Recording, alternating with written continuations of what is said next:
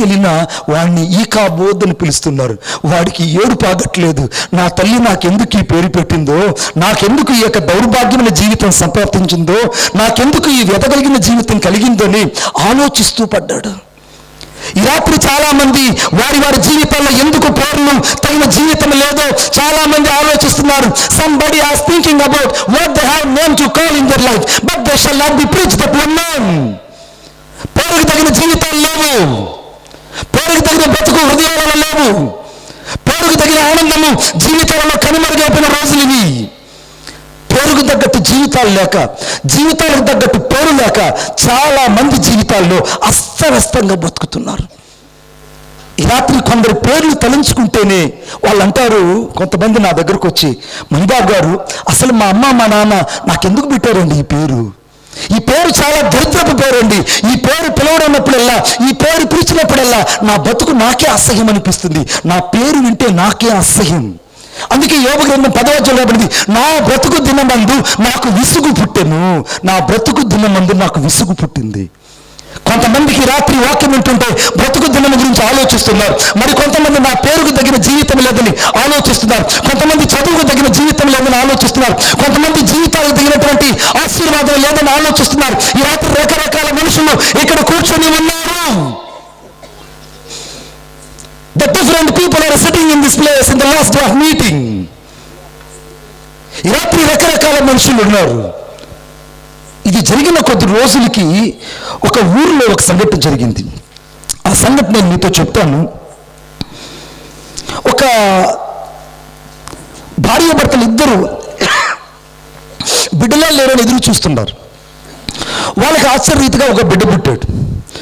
ఒక బిడ్డ పుట్టిన వెంటనే ఆమె ఏదైతే కోరుకునిందో ఆ కోరిక మేరకు ఆమెకు కొడుకు పుట్టాడు. కొడుకు పుడితే వాళ్ళ నాన్న వచ్చి ఆ బిడ్డను చూసి, బా కొడుకు పుట్టాడన్న మాటే కానీ వీడి పేరు బెరియా అన్నాడు. బైబిల్లో చూడండి ఒకసారి. మొదటి దినవృత్తాంతాల గ్రంథం 7వ అధ్యాయం 23వ వచనంలో, ఎఫ్రాయిము ఒక కుమారుని కనును, తన ఇంటికి కీడు కలిగినందున ఎఫ్రాయిము అతనికి బెరియా అని పేరు పెట్టెను. ఆ తండ్రి వాడికి పెట్టిన పేరు కీడు. నాతో పాటు చెప్పండి, ఏం పెట్టాడు తండ్రి? కీడు. ఏ తల్లిదండ్రులు ఉన్న బిడ్డకు కీడు అని పేరు పెడతారా? కీడు, కీడు. ఇంగ్లీష్ రాయబడింది the evil is enter in there home అని రాయబడింది. వీడు పుట్టాడన్న మాట కానీ దురాత్మ మా ఇంట్లోకి జొరబడింది అని అర్థం తెలుగులో. అర్థమవుతుందా? బెరియా అంటే అర్థం ఏంటి? వీడు పుట్టాడన్న మాటే కానీ దురాత్మ మా ఇంట్లోకి జొరబడింది కాబట్టి వీడు బ్రతుకు మంచిది కాదు అన్నారు. బిడ్డ వాడు పెరిగి పెద్దోడవుతుంటే ఆ ఊర్లో ఉండే వాళ్ళందరూ వాడిని బెరియా బెరియా బెరియా అని పిలుస్తుంటే వాడికి ఏడుపు ఆగట్లేదు. ఎందుకంటే వాడి పేరు ఒక కీడు. కీడు అంటే శాతానికి సంబంధమైనటువంటి శోధన. వాడి పేరులోనే అపవిత్రత ఉంది, వాడి పేరులోనే శాపం ఉంది, వాడి పేరులోనే రకరకాల మలినంతో కూడినటువంటి జీవితం ఉంది. ఇవన్నీ ఎక్కడో జరగలేదు బిడ్డ, సాక్షాత్తు గ్రంథంలో జరిగాయి. ఈ రాత్రి కొందరి జీవితాల గురించి దేవుడు ఆలోచిస్తున్నాడు.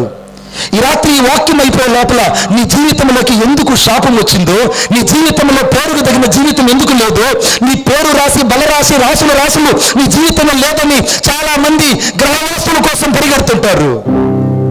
కొంతమంది జ్యోతిష్క శాస్త్రాల కోసం పరిగెడుతుంటారు, మరి కొంతమంది గణాంక శాస్త్రాల కోసం పరిగెడుతుంటారు, మరి కొంతమంది పేరు బలాల కోసం పరిగెడుతుంటారు. లేరా ఈ రాత్రి many people are into many places and they will ask for the name, it will be changed as the curse has gone. వారి జీవితంలో శాపాలు పోగొట్టుకోవాలని మనుషులు మంత్రగాలను ఆశ్రయించే రోజుల్లో బతుకుతున్నావు నువ్వు. దేవుని బిడ్డలు కూడా ఈ మధ్యలో జ్యోతిష్కాలు చూస్తున్నారు, వాస్తులు చూస్తున్నారు, గ్రహాలు చూస్తున్నారు, రాసులు చూస్తున్నారు, పేరు బలాలు చూస్తున్నారు.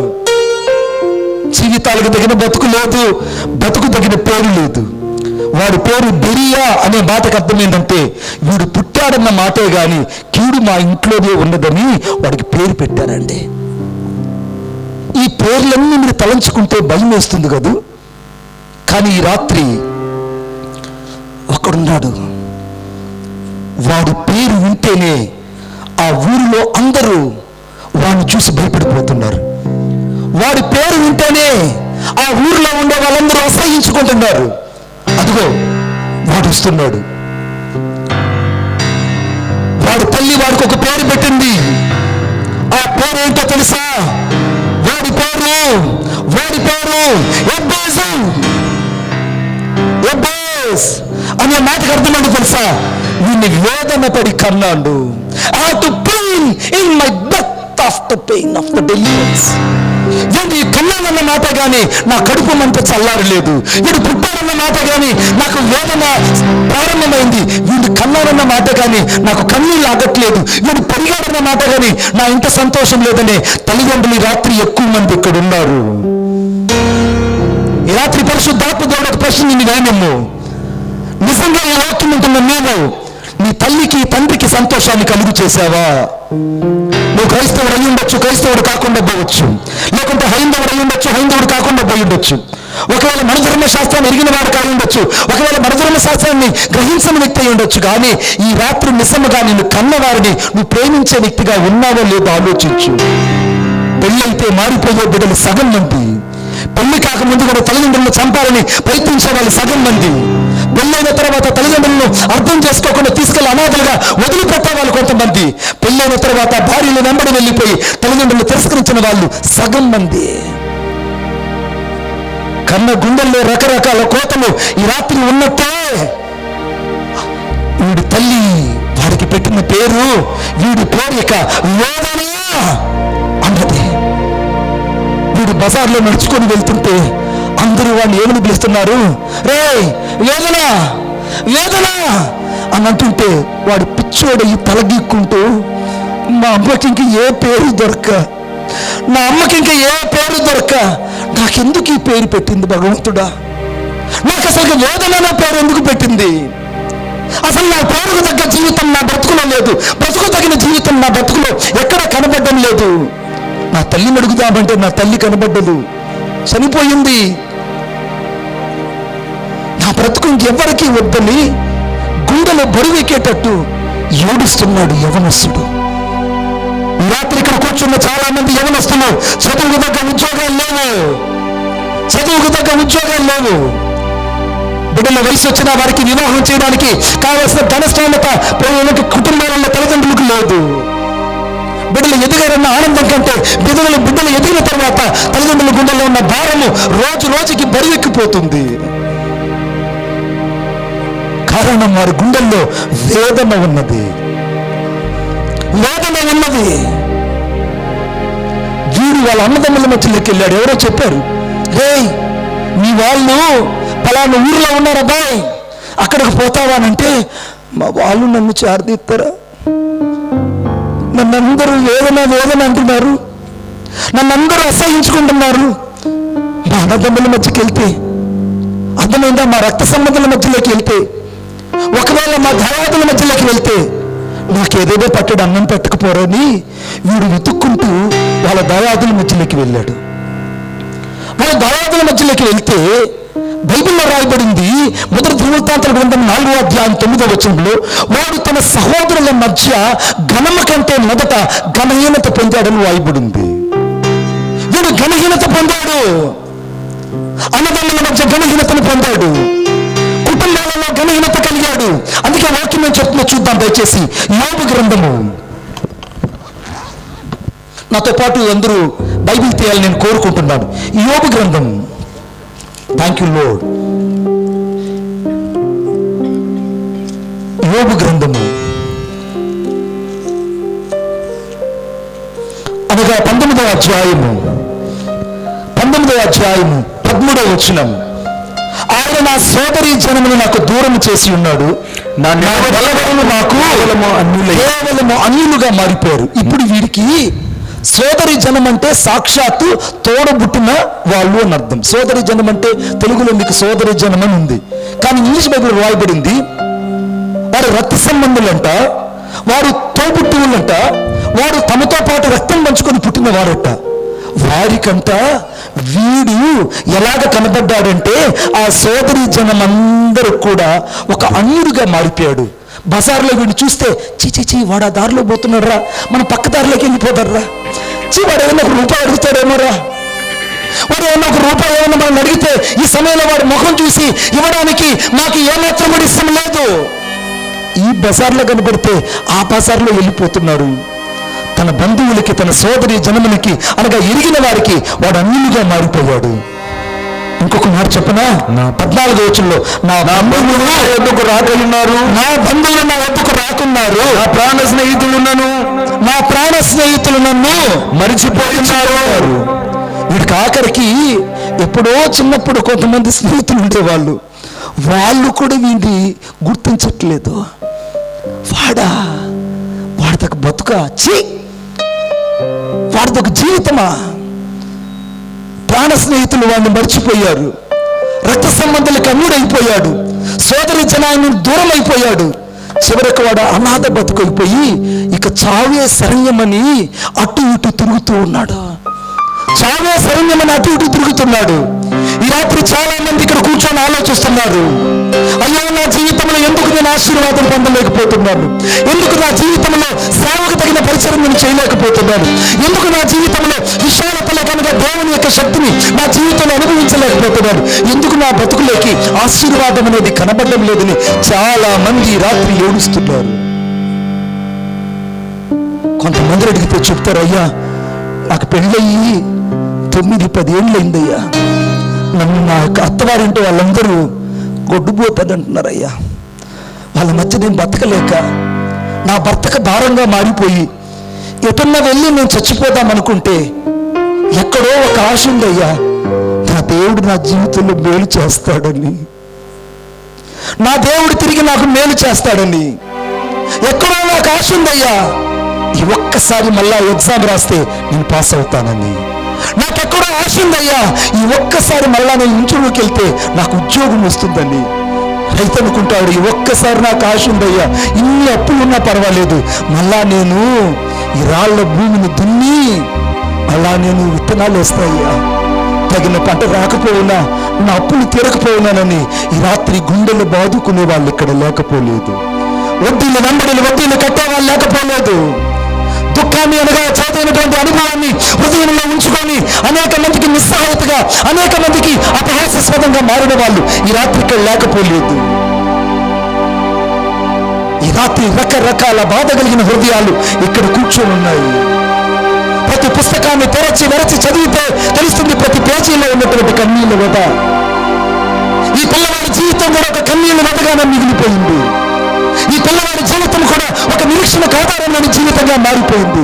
ఈ పిల్లవాడి జీవితం కూడా ఊరు వాడ ప్రజలందరికీ ఒక అసహ్యమైన జీవితంగా మారిపోయింది. వీడికి ఎవరో చెప్పారు ఏమన్నా తెలుసా, మన పితరుల దేవుడు, అబ్రహాము ఇస్సాకుల దేవుడు, యాకోబుల దేవుడు ఉన్నవాడు అనువాడని. కొట్టు చప్పట్లు గట్టిగా. అబ్రహాము దేవుడు, ఇస్సాకు దేవుడు, యాకోబుల దేవుడు ఉన్నవాడు అనువాడని ఎవరో వీడు చెవులో చెప్పారు. Somebody has and speak with him to his ear. వాడి చెవులో ఎవరో చెప్పారు. వాడి హృదయంలో ఒక ఆశ కలిగింది. ఏమనో తెలుసా, అందుకే సామెతల గ్రంథంలో రాయబడింది, కోరిక సఫలము కాకుండా చేత హృదయము నొచ్చుకుని రాయబడింది. కోరిక సఫలము కాకుండా చేత. అందుకే దావీదు కీర్తన 20 అనగా 4-5 వచనం రాయబడింది, కోరిక అనగా నీ హృదయ నాంఛన లేదా కోరికను సిద్ధింపజేసి ఆలోచన యావత్తును సఫలపరిచే దేవుడు ఒకడున్నాడనే విషయం వీడికి అర్థమైంది. బిడ్డా, ఈ రాత్రి వాక్యం నీకోసమే. ఇప్పటిదాకా నువ్వు ఎంతమందికి భారంగా బతికావో, ఎంతమందికి నువ్వు అపహాస్యాస్పదంగా బతికావో, ఎంతమందికి అవమానంగా బతికావో, ఎంతమంది చేత తిరస్కరించబడ్డావో, ఎందరి చేత కాళ్ళు పట్టించుకున్నావో నాకు తెలియదు, కానీ నా దేవునికి మనుషుని హృదయం తెలుసు. రాత్రి కొట్టు చప్పట్లు కొట్టుగా, నా దేవునికి మనుషుని హృదయం తెలుసు. ఈ రాత్రి విరిగి నలిగిన జీవితాల యొక్క విలువ నా యేసయ్యకి తెలుసు. నలిగిన మనసులో ఉన్న ప్రతి మానసికమైన బాధ నజరేయుడైన యేసుక్రీస్తు ప్రభువుకి తెలుసు. కొట్టు చప్పట్లు కొట్టుగా, నజరేయుడైన యేసుక్రీస్తు ప్రభువుకి ప్రతి మనుషుల్లో ఉన్న మానసికమైన వేద తెలుసు. వాడు ఒక తీర్మానం చేశాడు. ఏమో తెలుసా, నా దేవుడు ఉన్నాడు అనువాడు అన్నాడు కనుక నేను ఆయన దగ్గరికి వెళ్ళిపోతా. ఆ బతుకుల్లో ఈ భారం నేను భరించలేను, నా గుండెల్లో ఉన్న ఈ క్షోభం నేను రోజు రోజుకి ఇంకా భరించలేను. అందుకే దావీదు కీర్తన 55:22 రాయబడింది, నీ భారం యెహోవా మీద మోపుము, అప్పుడు ఆయన నిన్ను ఆదుకునునని రాయబడింది. నీ భారం యెహోవా మీద మోపుము.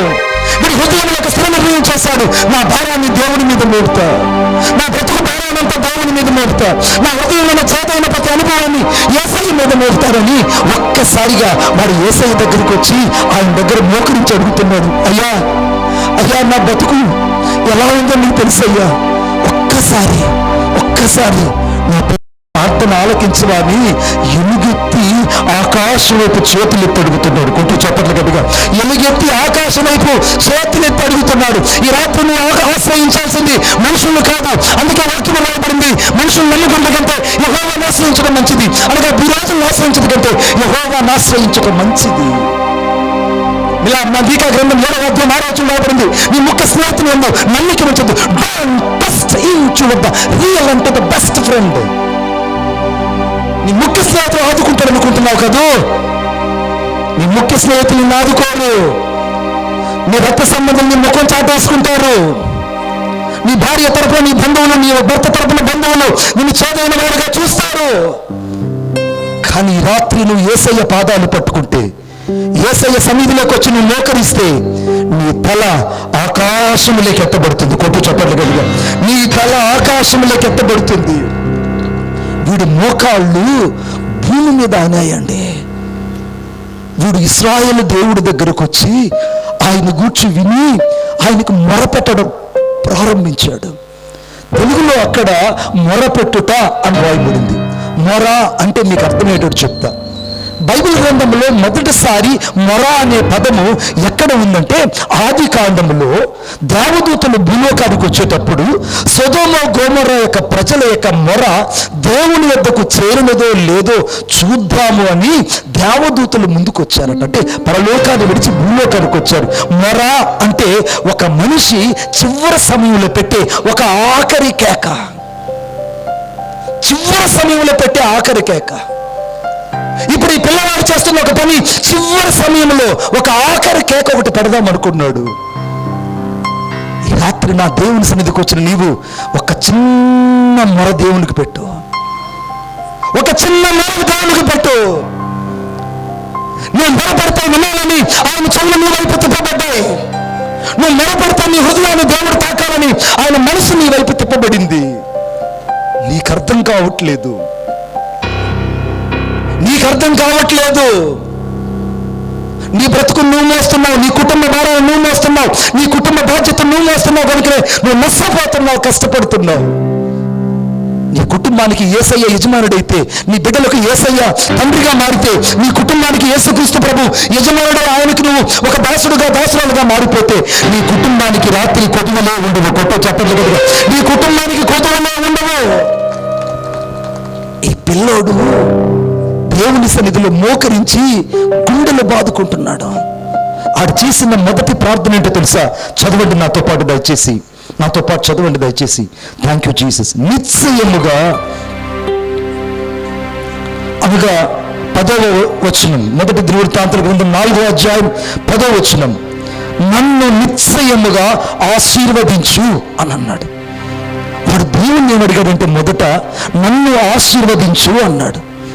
ఈ రాత్రి చాలా మందికి ఉన్న కోరిక ఏంటంటే, నన్ను ఆశీర్వదించు ప్రభువా, నన్ను ఆశీర్వదించు ప్రభువా, నా బిడ్డల్ని ఆశీర్వదించు ప్రభువా, నా సంఘాన్ని ఆశీర్వదించు ప్రభువా, నా బ్రతుకుని ఆశీర్వదించు ప్రభువా అంటున్నారు.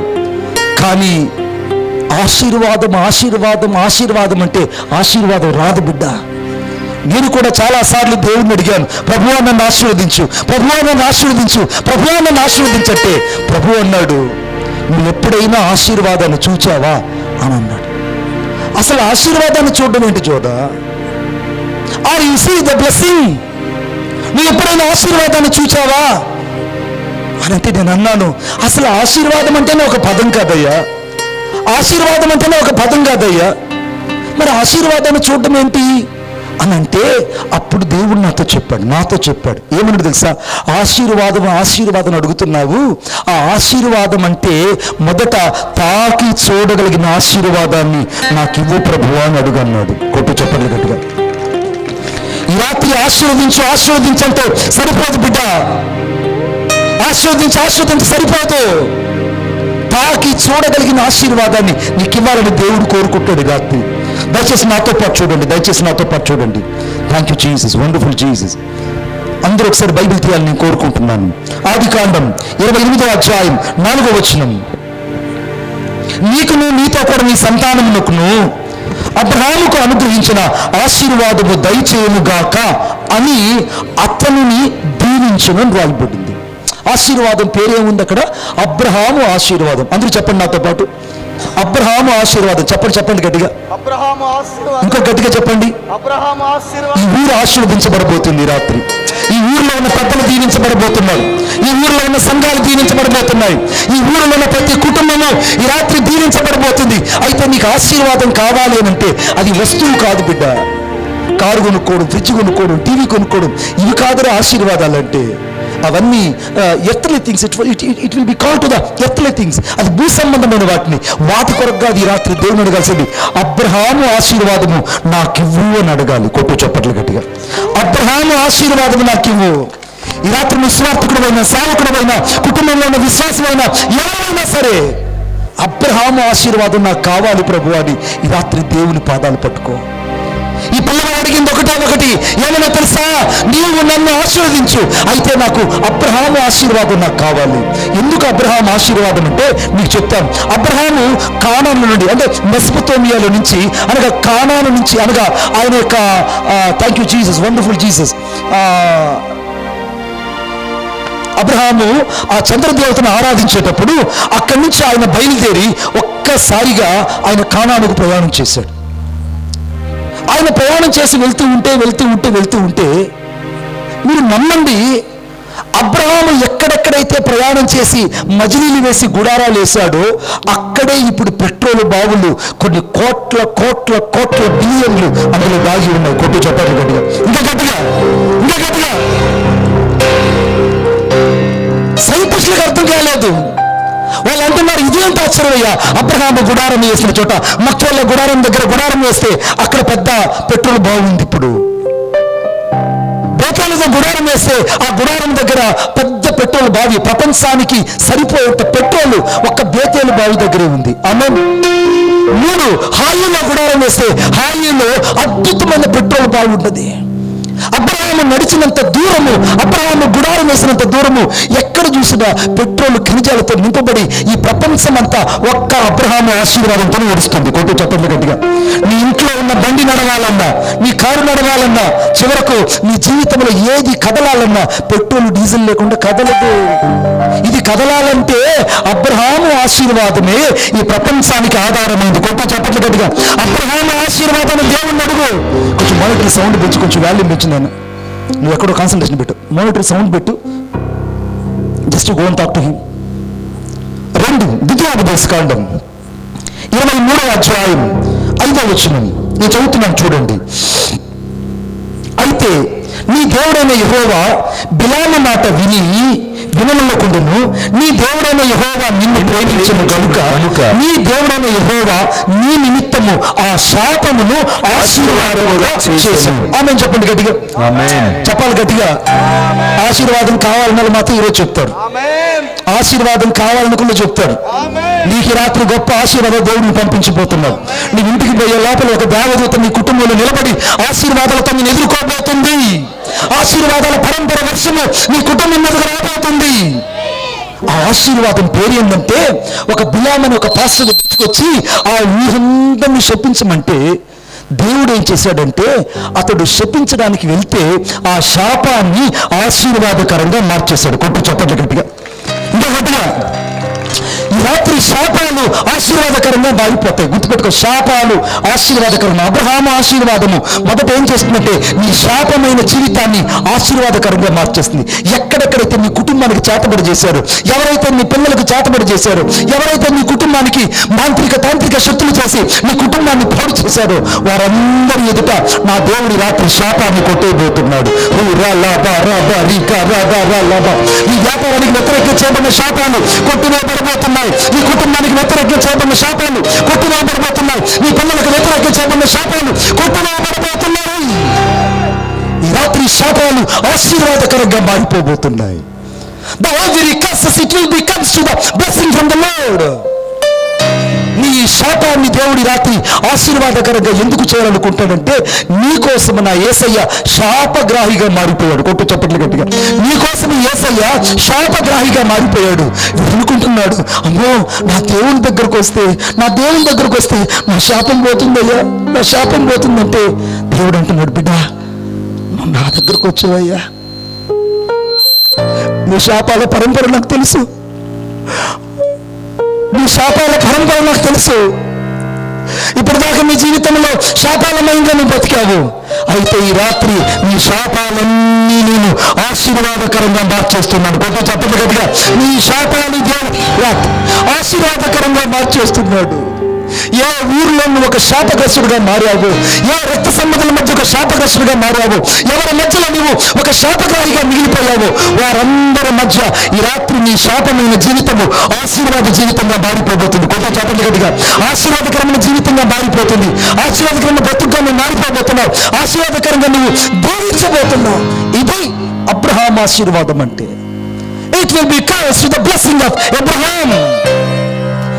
మూడో విషయం చెప్తున్నాను, శత్రువుల యొద్ద నుండి నీకు ఆశీర్వాదం కలగబోతుంది. ఆమేన్. శత్రువుల యొద్ద నుండి ఆశీర్వాదం కలగబోతుంది. నేను మిమ్మల్ని ఒక ప్రశ్న వేస్తా. మిమ్మల్ని రోజు ఒకడు తిడుతున్నాడు. ఆ తిడుతుండేవాడు నీ దగ్గరకు వచ్చి దేవుని దీవించునుగాక అంటాడా? పాస్టర్ మహి అంటాడా? He can't speak. వాడు ఎప్పుడు మాట్లాడాడు. ఎందుకు మాట్లాడంటే, ప్రభువా ఇది చంపిరు ఆయన, నేను ఇక్కడ లేకుండా చేయ్యా. నేను ఈ మధ్య థ్యాంక్ యూ జీసస్ రాజమండ్రికి వెళ్ళా పరిచర్యకి. రాజమండ్రిలో మీటింగ్ వాకింగ్ చెప్పడానికి మొదటి రోజు అయిపోయింది. రెండో రోజు నా కిటికీ దగ్గర, అంటే డాబా మీద కూర్చొని ఆ డాబా దగ్గర ఇలాగ మీటింగ్ ప్లేస్ నాకు కనబడుతుంది. ఆ కిటికీ తెరిచి ఆ మీటింగ్లో వస్తున్న ప్రజలు నాకు చూస్తూ ఉంటే ఆ మీటింగ్ అంతా అందరూ అయిపోయింది. ఈ లోపల ఒక ఆమె పాట పాడుతుంది. అలా అంటుంది. నేను అనుకున్నా ఏమైనా కక్కుతుందా లేకపోతే దగ్గుచ్చి పడిపోతుంది అనుకుంటా. ఆమె చూసి అలా ఫోన్లో మాట్లాడి ప్రజలకు పిచ్చి పట్టిపోయి చర్చిలో వచ్చి కూడా అలా అంటుంటారు. ఈ మధ్య నేను రాత్రి ఇక్కడ మీటింగ్ జరుగుతుంది. ఒక సంఖలో బిడ్డ వేసుకొని అరుస్తుంది. నేను భయపడిపోయినా, ఏం జరిగింది ఆ బిడ్డకి? ఆ సంఖలో బిడ్డ ఏంది? ఆమె పరిగెత్తడం ఏంది ఈ దారిలో? ఆ మహతలు ఉందేమో. నువ్వు నన్ను ఏమనలేమమ్మో, ఈ రాత్రి వెళ్ళిపోతాను నేను. ఆమె అరుస్తూ పరిగెడుతుంది. నేను అనుకున్నాను ఏదన్నా కుక్క దొరుకుంటుందో నక్క దొరుకుంటుందో అని చెప్పి చూస్తే ఆమె పక్కన వాళ్ళ అత్తను అరుస్తున్నది. ఓరు బాబోయ్, వాళ్ళ అత్త అంటుంది, వచ్చేస్తానమ్మా కూటమైపోని అమ్మ అంటుంది. బతుకులు మారలేదండి. ఆ మైకి తీసుకొని అంటుంది, నేను పాట పాడతా ఇప్పుడు, అందరు శాస్త్రం చెప్పండి అనింది. సరే పాట పాడుతుందేమో అని అంటే, జ్యోతమ్మ మొగుడా నా పేన పియుడా, జ్యోతమ్మ మొగుడా నా పేన పియుడా. వెంటనే ఒక ఆమె వచ్చి ఫటామని కొట్టి, నా మొగుడు నీకెప్పుడు పీడైనాడే? నా మొగుడు నీకెప్పుడు పీడైనాడు? ఆ కొట్టిన పేరు జ్యోతి అంట. ఆ జ్యోతి అంటుంది, నా మొగుడు నీకెప్పుడు పేన పీడయ్యాడే. అదే నేను చెప్పేది, నిజం నేను చెప్పేది. నేను నిజం చెప్తున్నా. ఇంకొక మీటింగ్కి వెళ్తా. ఆ మీటింగ్లో అదిగదుగో పరలోకము నుండి దిగి వస్తున్న పొదుపు సంఘము. నేను పక్కన వాళ్ళు అడిగిన, మరి ఇవేమన్నా పొదుపు సంఘం లీడర్ అని అడిగా. నిజం చెప్తున్నా, నేను అకాన్సలైజ్, ఇవేనా పొదుపు సంఘం లీడర్ అని అంటే అదే పాడుతుంది, అదిగదిగో పరలోకము నుండి దిగి వచ్చిన పొదుపు సంఘము, ఆ సంఘములో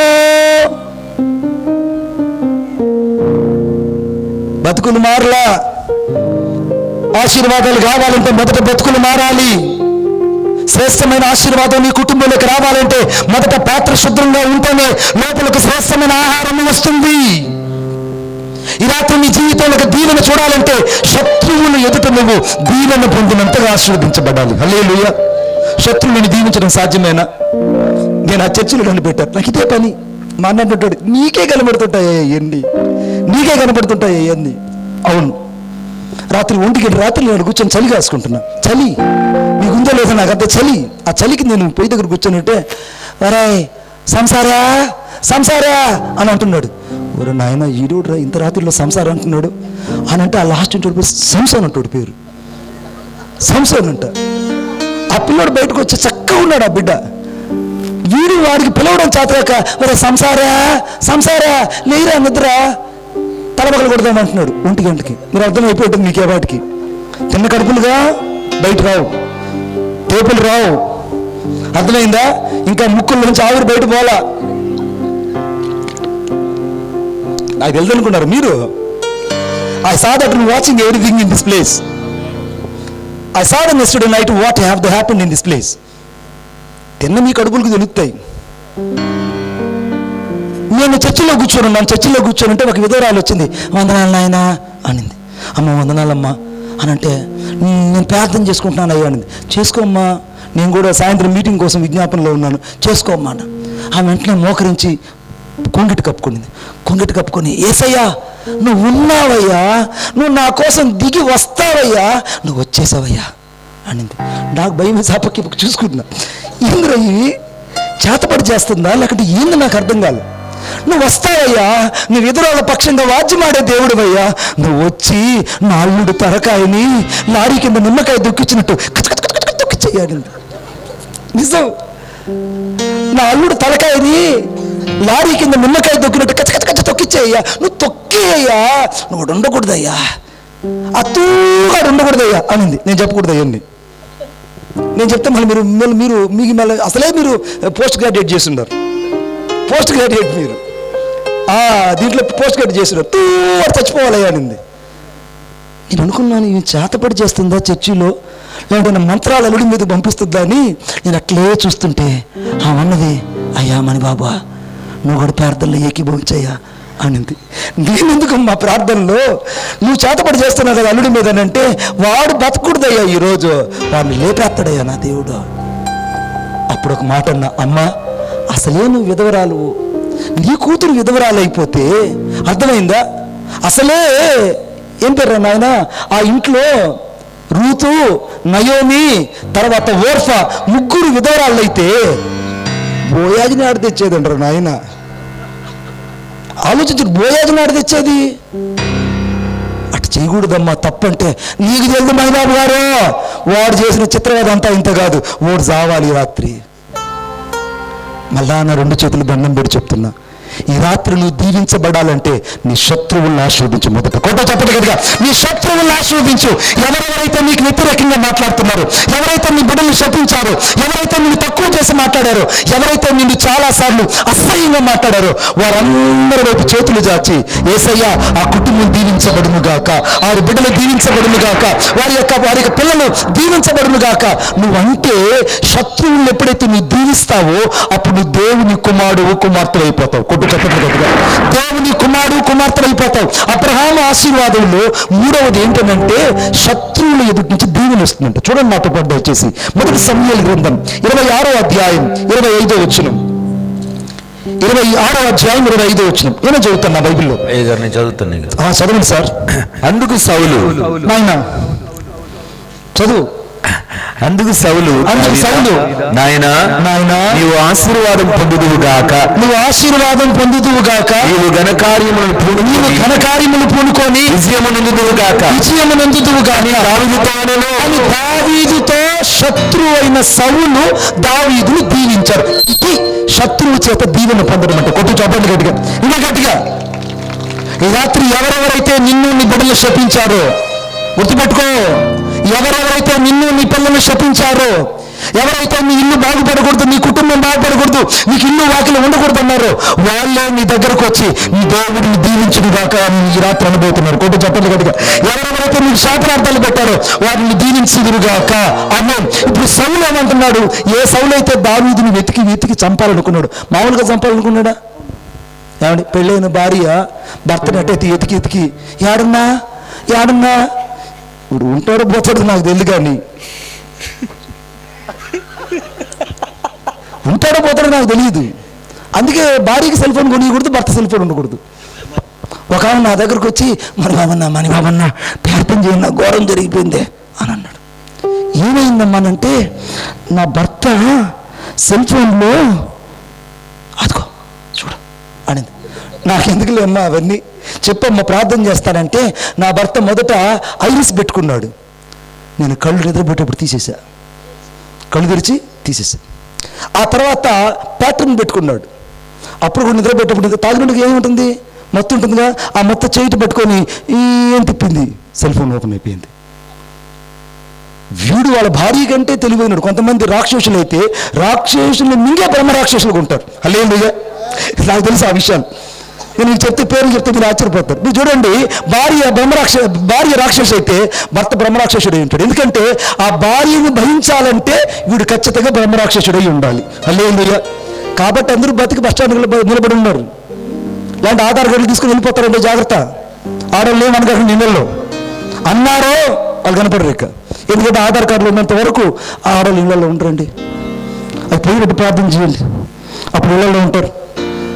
అదేందా, ఈ శత్రువు బిడ్డను దీవించడం ప్రారంభిస్తున్నాడు. అల్లుడిని చంపడానికి ఏ మామ అయితే శతప్రయత్నాలు చేశాడో ఆ మామ ఒక్కసారి చెయ్యి పైకెత్తి ఒక మాట అన్నాడు. ఏమన్నాడంటే, దావీదు నాయనా నువ్వు ఆశీర్వాదం పొందుదువుగాక, నువ్వు ఘనకార్యములు పూనుకొని విజయమునందువుగాక అని దావీదుతో పలికిన రోజే ఆ పక్క రోజే సౌలు చచ్చిపోయాడు.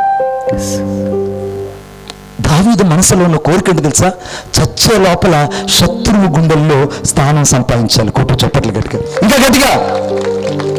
ఇది అబ్రహాం ఆశీర్వాదం అంటే.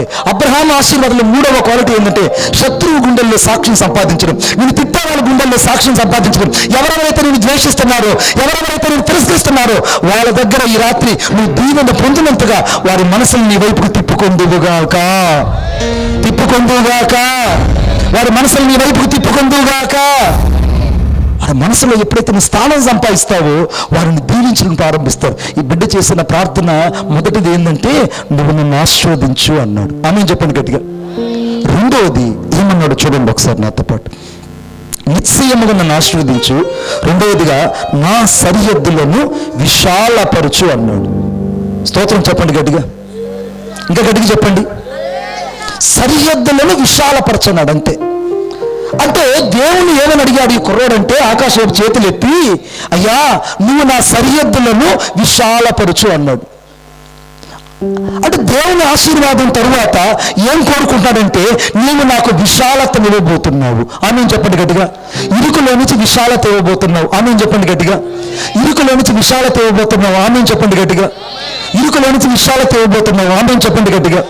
ఇప్పుడు ఈ యొక్క యవనస్తుడైనటువంటి ఎబ్బేజు ఈ వేదన ఏమని కోరుకుంటాడంటే, నాకు ఇరుకు లాంటి బతుకయ్యా, నా ఇరుకులో విశాలత ఇవ్వంటున్నాడు. ఆమేన్ చెప్పండి గట్టిగా. అమ్మ, హృదయంలో విశాలత కాదమ్మా, నన్ను క్షమించండి. హృదయంలో విశాలత అయితే ఎంతో మంది పడిపోతారు లోపల. అర్థమైందా? రాహేలు పడిపోతుంది, లేయ పడిపోతుంది, జల్ఫా ఉల్ఫా అందరూ పడిపోతారు. కొంతమంది గుండె చాలా విశాలమైంది. జోనా నువ్వు కాదులే నాయన, కొంతమంది గుండె, ఆ గుండెలో ఎంతమందిని పట్టిపోతారు, కుండలో పట్టినట్టు ఎంతమంది పడిపోతారు. కానీ రాత్రి నా యేసయ్య అంటున్నాడు, ఎవరైతే యేసయ్య దగ్గరకు వస్తారో వారి సరిహద్దులలో దేవుడు నెమ్మది కలుగు చేయబోతున్నాడు. స్తోత్రం చెప్పండి గట్టిగా. నా గుండెల్లో నీవే, నా గుండగుడిలో నీవే, నా తోడువు నీవే, నా నీడవు నీవే. చప్పట్లు కలిపోతుంది.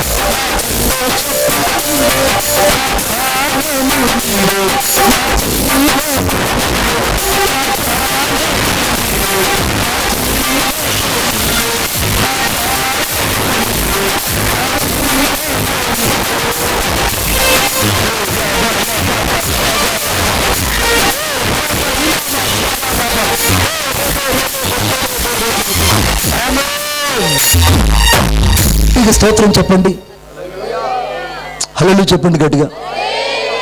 శాతానికి అర్థం కాకుండా భాష ఏదనందంటే హల్లెలూయా. హల్లెలూయా పదానికి బైబిల్లో ఎక్కడ లేదు. ఆమేన్. హల్లెలూయా అన్న పదానికి నిర్వచనం బైబిల్లో లేదు. హిందీ లేకపోయినా, తమిళ్ లేకపోయినా, ఇంగ్లీష్లో పోయినా, ఎక్కడ పోయినా హల్లెలూయా. హల్లెలూయా ఆ పదానికి మాత్రమే ట్రాన్స్లేట్ చేయలేకపోయారు. ఎందుకంటే అది దేవదూతలు పలికిన మాట. స్తోత్రం చెప్పండి గట్టిగా. రాత్రి దేవదూతలు పలికిన మాట నీ నోట ఉంటే శాతానుడికి అర్థం కాక నీ ఇరుకులో విశాలతను దేవుడు ఇవ్వడానికి ఈ రాత్రి నీ బిడ్డలను పైకి లావనెత్తబోతున్నాడు. కొట్ట చెప్పండి గట్టిగా. నీ బిడ్డలను దేవుడు పైకి లావనెత్తబోతున్నాడు. నీ బిడ్డలను దేవుడు దీవించబోతున్నాడు. చదవండి దయచేసి నాతో పాటు. దావీదు కీర్తన 54:2 దావీదు కీర్తన 54:2 54:2 దేవా దేవా నా ప్రార్థన ఆలకింపుము, నా ప్రార్థన ఆలకించుము, నోటి మాటలు చెవిని పెట్టము, ఆ నోటి మాటలు చెవిని పెట్టము. వీళ్ళు నా మీదకి లేచి ఉన్నారు. మీరు ఎక్కడికి వెళ్ళిపోయారు అయ్యారు. అమ్మగారు పక్కన ఉన్నారు. 54వ అధ్యాయం యెషయా గ్రంథం 2వ సార్ కీర్తన. నేను 54:2 నేను చూసామమ్మా. ఆయనకేం చెప్పలేదు. వెనక చేరి గుడ్ బ్యాక్ ఉన్నది కదా. చూసారండి, భార్య వెనకుంటే భర్త చదవలేడండి. వెనక పొడుతుంటారండి బాబోయ్. సువార్త పండుగలు ఇవి. నా గుడారపు స్థలమును. ఒక మాట నీ గుడారపు స్థలం ఆడే ఉంది అయ్యా. గుడ్. నీ గుడారపు స్థలం ఆడే ఉంది. కొంతమంది చెప్తుంటారు, అన్నా ఇది నిజమైన పండగనా అన్నాడు నా దగ్గరకు వచ్చి. ఏమిరా అంటే, నా భార్య నాతో కూడా రాలేదని అన్నాడు. నీ భార్య నీతో రాకపోతే ఇది నీకు పండగ అంటే ఎందుకంటే ఆనందం ఏమన్నది ఏసైతా. ఇంటికాడ ఉంటే ఎప్పుడు చూసినా ఫోన్, నువ్వు ఎక్కడికి పోయావు, ఏడున్నావు, ఎవరితో మాట్లాడుతున్నావు, ఆ మాట్లాడుతున్నది ఎవరు, నేను వద్దన్నాను కదా వదిలేయి అన్నట్టు నువ్వు వదలవే.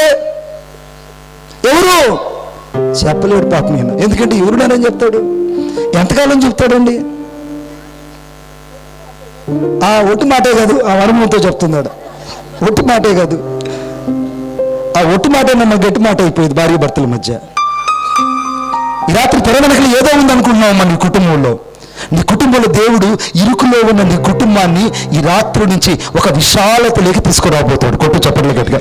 ఇప్పుడు చదవండి యెషయా గ్రంథం 54:2 నీ గుడారపు స్థలమును, నీ గుడారపు అంటే నీ ఇంటి స్థలాన్ని విశాలపరచుము, నివాస స్థలమున తెరను, నీ నివాస స్థలపు తెరను నిరాటంకముగా సాగనిమ్ము, త్రాళ్ళను పొడుగు చేయము, నోకులను నిలబెట్టుము, దిగగొట్టమని రాయబడింది. గుడారపు స్థలాన్ని ఈ రాత్రి దేవుడు విశాలపరచబోతున్నాడు. ఆమె చెప్పండి గట్టిగా. నీ ఇప్పుడు దాకా ఇరుకైన ఇల్లుంది, దేవుడికి విశాల ఇల్లు ఇచ్చును గాక. ఆమె ఇప్పుడు దాకా నీ పిల్లలు ఇరుకులో బతుకుతున్నారు, ఇక నీ పిల్లలు విశాలతలో జీవించుదురు గాక. ఇప్పుడు దాకా నీ సేవ అంతా ఇరుకులో ఆర్థిక ఇబ్బందుల మీద సతమతమైపోతున్నావు, నా దేవుడు నీకు సమృద్ధిని నీ సేవలో కుమ్మరించును గాక. దేవుడు నీ అకౌంట్లోకి 10 లక్షలు పండుగలు ఇచ్చును గాక. ఎంత గట్టిగా చెప్తున్నారు చూడండి, ఎంత గట్టిగా చూడండి వాళ్ళు. అవి అనుకున్నామైతే ఏమమ్మా నీకు 10 లక్షలు ఏం చేస్తావు తల్లే. తాత కూడా లేడు. తాత ఉన్నాడా? పోయాడంట. తాత పోయాడు. తాత పోతే నీకెందుకమ్మా 10 లక్షలు? వాక్యం ఏం రాయబడింది? నా మాట చూడండి అన్నమాట. గుడారపు తెరలు నిరాటంకంగా కొనసాగిస్తాడట. అంతకంటే ఎక్కువగా ఆ మాట చదవండి ఒకసారి. దావీదు కీర్తన 119 ఇప్పుడు 32 చదవండి పాస్టర్ చూడండి ఈసారి. 119:32 నా హృదయమును నీవు విశాలపరచునప్పుడు నేను నీ ఆజ్ఞల మార్గమును పరిగెత్తగలను. నీవు నా హృదయాన్ని విశాలపరిస్తే, నేను వాక్యం ద్వారా నా హృదయాన్ని విశాలపరిస్తే, నీవు నీ యొక్క ప్రసన్నత ద్వారా నా హృదయాన్ని విశాలపరిస్తే, నేను ఈ ఆజ్ఞల వెంట పరిగెడతాను. స్తోత్రం చెప్పండి గట్టిగా. మీరు ఉదయం తిన్నది అరగలో ఏమో అర్థం కాలేదు, కానీ మీరు గట్టిగా చెప్పట్లే హల్లెలూయా.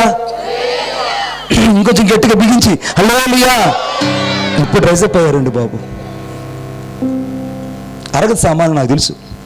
చూడండి దావీదు కీర్తన 119:32 మధ్య వాక్యంలో, హృదయమును విశాలపరిచినప్పుడు నేను నీ ఆజ్ఞల మార్గాన పరిగెడతాడు. ఎంత పరిగెడతాడంటే దావీదు అంత వేగంగా పరిగెడుతున్నాడు. ఎవరి వెంట పరిగెడుతున్నాడంటే దేవుని వైపు పరిగెడుతున్నాడు. హృదయాన్ని దేవుడు విశాలపరిస్తే, నీ హృదయంలో దేవుడు విశాలత కలుగు చేస్తే, ఆ విశాలతలో ఎవరుండాలంటే యేసయ్య మాత్రమే ఉండాలి. హల్లెలూయా. ఇక ఎవరు ఉండకూడదు. ఇప్పుడు యేసయ్య హృదయంలో ఉన్నాడు. ఇప్పుడు ఆజ్ఞల వెంట దావీదు పరిగెడుతున్నాడు. ఈ రాత్రి దేవుడు నిన్ను పెళ్లి కాకముందున్న భక్తి ఇప్పుడు కుందో లేదో ఒకసారి ఆలోచించి చూడు. పెళ్ళి ఇద్దరు భార్య భర్తలు శుభమాన్ని వెళ్తున్నారు. ఎక్కడి నుంచి? చర్చిల నుంచి బయట పెళ్లి చేసుకుని వెళ్తారుగా. వెళ్తుంటే ఈ ఆడలు గమనుండరుగా, ఉంటారా? మనోళ్ళు ఉండరు, చాలా చెడ్డోళ్ళు. వాళ్ళు వచ్చేసి,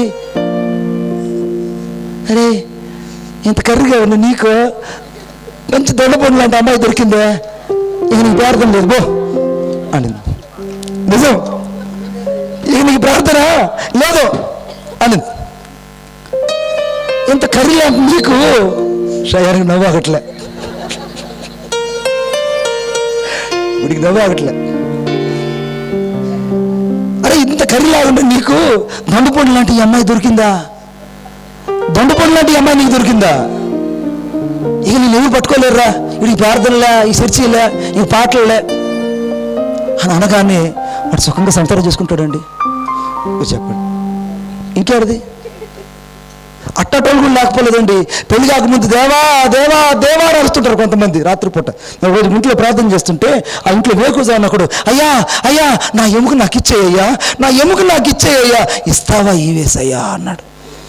నాకు భయం వేసింది. ఒరే ఎముకేంద్రా, ఏంద్రా ఈ ప్రార్థనలు, ఎముకేంద్రా నీకు పోవడము, ఎముకేంద్రా నీకు దేవుడు ఇవ్వడము, ఏంద్రా అంటే మనబాబనా అన్నాడు. ఏరా అంటే, ఆదాము పక్కటి ఇంక హవ్వైనప్పుడు నా పక్కటి ఇంక నా భార్యే కదా, నా పక్కటి ఇంకా నా భార్యే కదా, అందుకే నేను రోజు ప్రార్థనలో యేసయ్యా నాకు ఎముకని యేసయ్యా, ఒక్క ఎముక నాకు ఇచ్చేసామంటే ఇక నాకు తిరిగి ఉండదయ్యా, నా ఎముక నాకు ఇచ్చేయ్యా, అది ఆడుందో, ఏ దిబ్బల్లో ఉందో, ఏ చట్టంలో ఉందో, ఏ ఎముకల్లో ఉందో నాకు తెలియయ్యా, నా ఎముక నాకు ఇచ్చేయ్యా. వీడు రోజు ప్రార్థన చేస్తుంటే మిద్దికి ప్రార్థన చేస్తున్నాడు. అతను మిద్దికి ప్రార్థన చేస్తున్నాడు. నిజం జరిగింది ఇది. ఆ ఇంటికి ఎవరైనా సంబంధాలు రాని ఆ పిల్లడికి పిల్లనిద్దామని వస్తే ఆ ఊర్లో బావి దగ్గర ఆగానే ఏ ఊరు ఎక్కడికి పోతున్నావు అంటే, ఆ పిల్లడి ఇంటికి పోతున్నావు అమ్మా, మంచి ప్రార్థన పిల్లడి అందరూ చెప్పుకుంటున్నారు. పిల్లనిద్దామని పోతుంటే తిక్కలదానా వాడికి ఎముక లేదని రోజు ప్రార్థన చేస్తున్నాడు మిద్దెక్కి.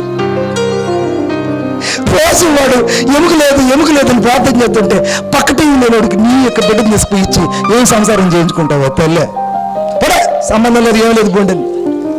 5 ఏళ్ళు దాకా పెళ్లి కావట్లే, గడ్డం పెరిగిపోయింది, యోగి ఆమెలాగా అయిపోయాడు. ఆ మాట ఈ మాట ఆ మాట ఇప్పుడు తెలిసి వాళ్ళ అమ్మకి తెలిస్తే వాళ్ళ అమ్మ వచ్చి అడిగిందట, నాయన అవిశాఖ నీకు ఎముక లేదని ఊరంది అనుకుంటున్నారు కదరా, ఏ పక్క లేదురా ఎముక, నీకు ఏ పక్క లేదురా ఎముకలంటే, నాకేందమ్మా ఎముక లేదే, నీకు ఎవరు చెప్పారమ్మా నాకు ఎముక లేదని అంటే, ఊరందరూ అనుకుంటున్నారా నాయన మన సంగతి పాలవంతా, ఆ నుంచి మర్రి చెట్లు బాగా నాకు వెళ్ళిందిరా నీకు ఎముక లేదని, ఏ ఊరి నుంచి పిల్లలు తెచ్చిద్దామని ఎవరు రావట్లేదురా, ఆ సంఘం కాళ్ళ నుంచి కూడా నీకు రావట్లేదురా, ముళ్ళమూరు నుంచి కూడా నీకు సంబంధాలు రావట్లేదురా, ఎందుకంటే ఎవరి దగ్గర పోయినా ఎముక లేనిడికి పిల్లలు ఎందుకు పోమ్మా అంటున్నారు. ఏ ఎముక లేదు చెప్పినా నీకు పక్కటి ఎముక లేదా బెర్ర ఎముక లేదా ఏ చెప్పారు అంటుంటే వాడు అన్నాడు, ఏమా నీకెవరు చెప్పారు నాకు ఎముక లేదనే. నేను అడుగుతున్నదా బైబిల్లో ఆదాము అడిగాడు ఎముక, ఆ పక్కటి ఎముక కోసం అన్నాడు. ఒరే నాయనా నువ్వు అడిగేదేదో నాకు భార్యని మంచి భార్యని అంటే దేవుడు ఈ పాటికి పెళ్లి చేసి ఉంటే 4 పిల్లలు ఉండేది కాదురా, ఎముకలతో నీకేం పనిరా ఆయన. ఈ రాత్రి అమ్మ నువ్వు ఇంటికి వెళ్ళి ప్రార్థన చేస్తే నాకు మంచి ఎముక కావాలని మాత్రం ప్రార్థన చేయొద్దు, నాకు మంచి భర్త కావాలని కోరుకో. హల్లెలూయా. నాకు మంచి భార్య, నాయన రాజా ఎక్కడున్నాడు, ఆ ఎముక నాకు ఆయన ఎక్కడున్నాడు, ఎక్కడ రావాడు, అరే అబ్బో ముసి నోళ్ళు అవుతున్నాడా, నా ఎముక నాకు ఇచ్చాను అడగద్దండి రా బాబు, దేవుని అడగద్ది. ఇప్పుడు విశాలతను కోరుకుంటున్నాడు. ఆమె చెప్పండి గట్టిగా. ఇప్పుడు పెళ్ళైన తర్వాత ఉన్న భక్తి పెళ్ళి అయిన తర్వాత చాలా మందికి ఉండదు, అది మీకు మాత్రమే తెలుసు. పెళ్ళైన తర్వాత దేవుడో దేవుడో దేవుడు అంటారు, పెళ్ళైన తర్వాత యోహానుకి బాగా తెలుసండి, వాడికి బాగా ఎక్స్పీరియన్స్ వాడు. పెళ్ళైన తర్వాత నేను చెప్పారే నువ్వు పెళ్లి చేసుకోవద్దురా, ఖచ్చితంగా పెళ్లి చేసుకోవద్దు, నువ్వు అన్నీ సమకూర్చుకున్న తర్వాత పెళ్లి చేసుకోరంటే జింక పిల్లలాగా ఎగిరాడండి, ఒక్కరోజు కూడా వాడు ఇంటికాడ కాలేదు.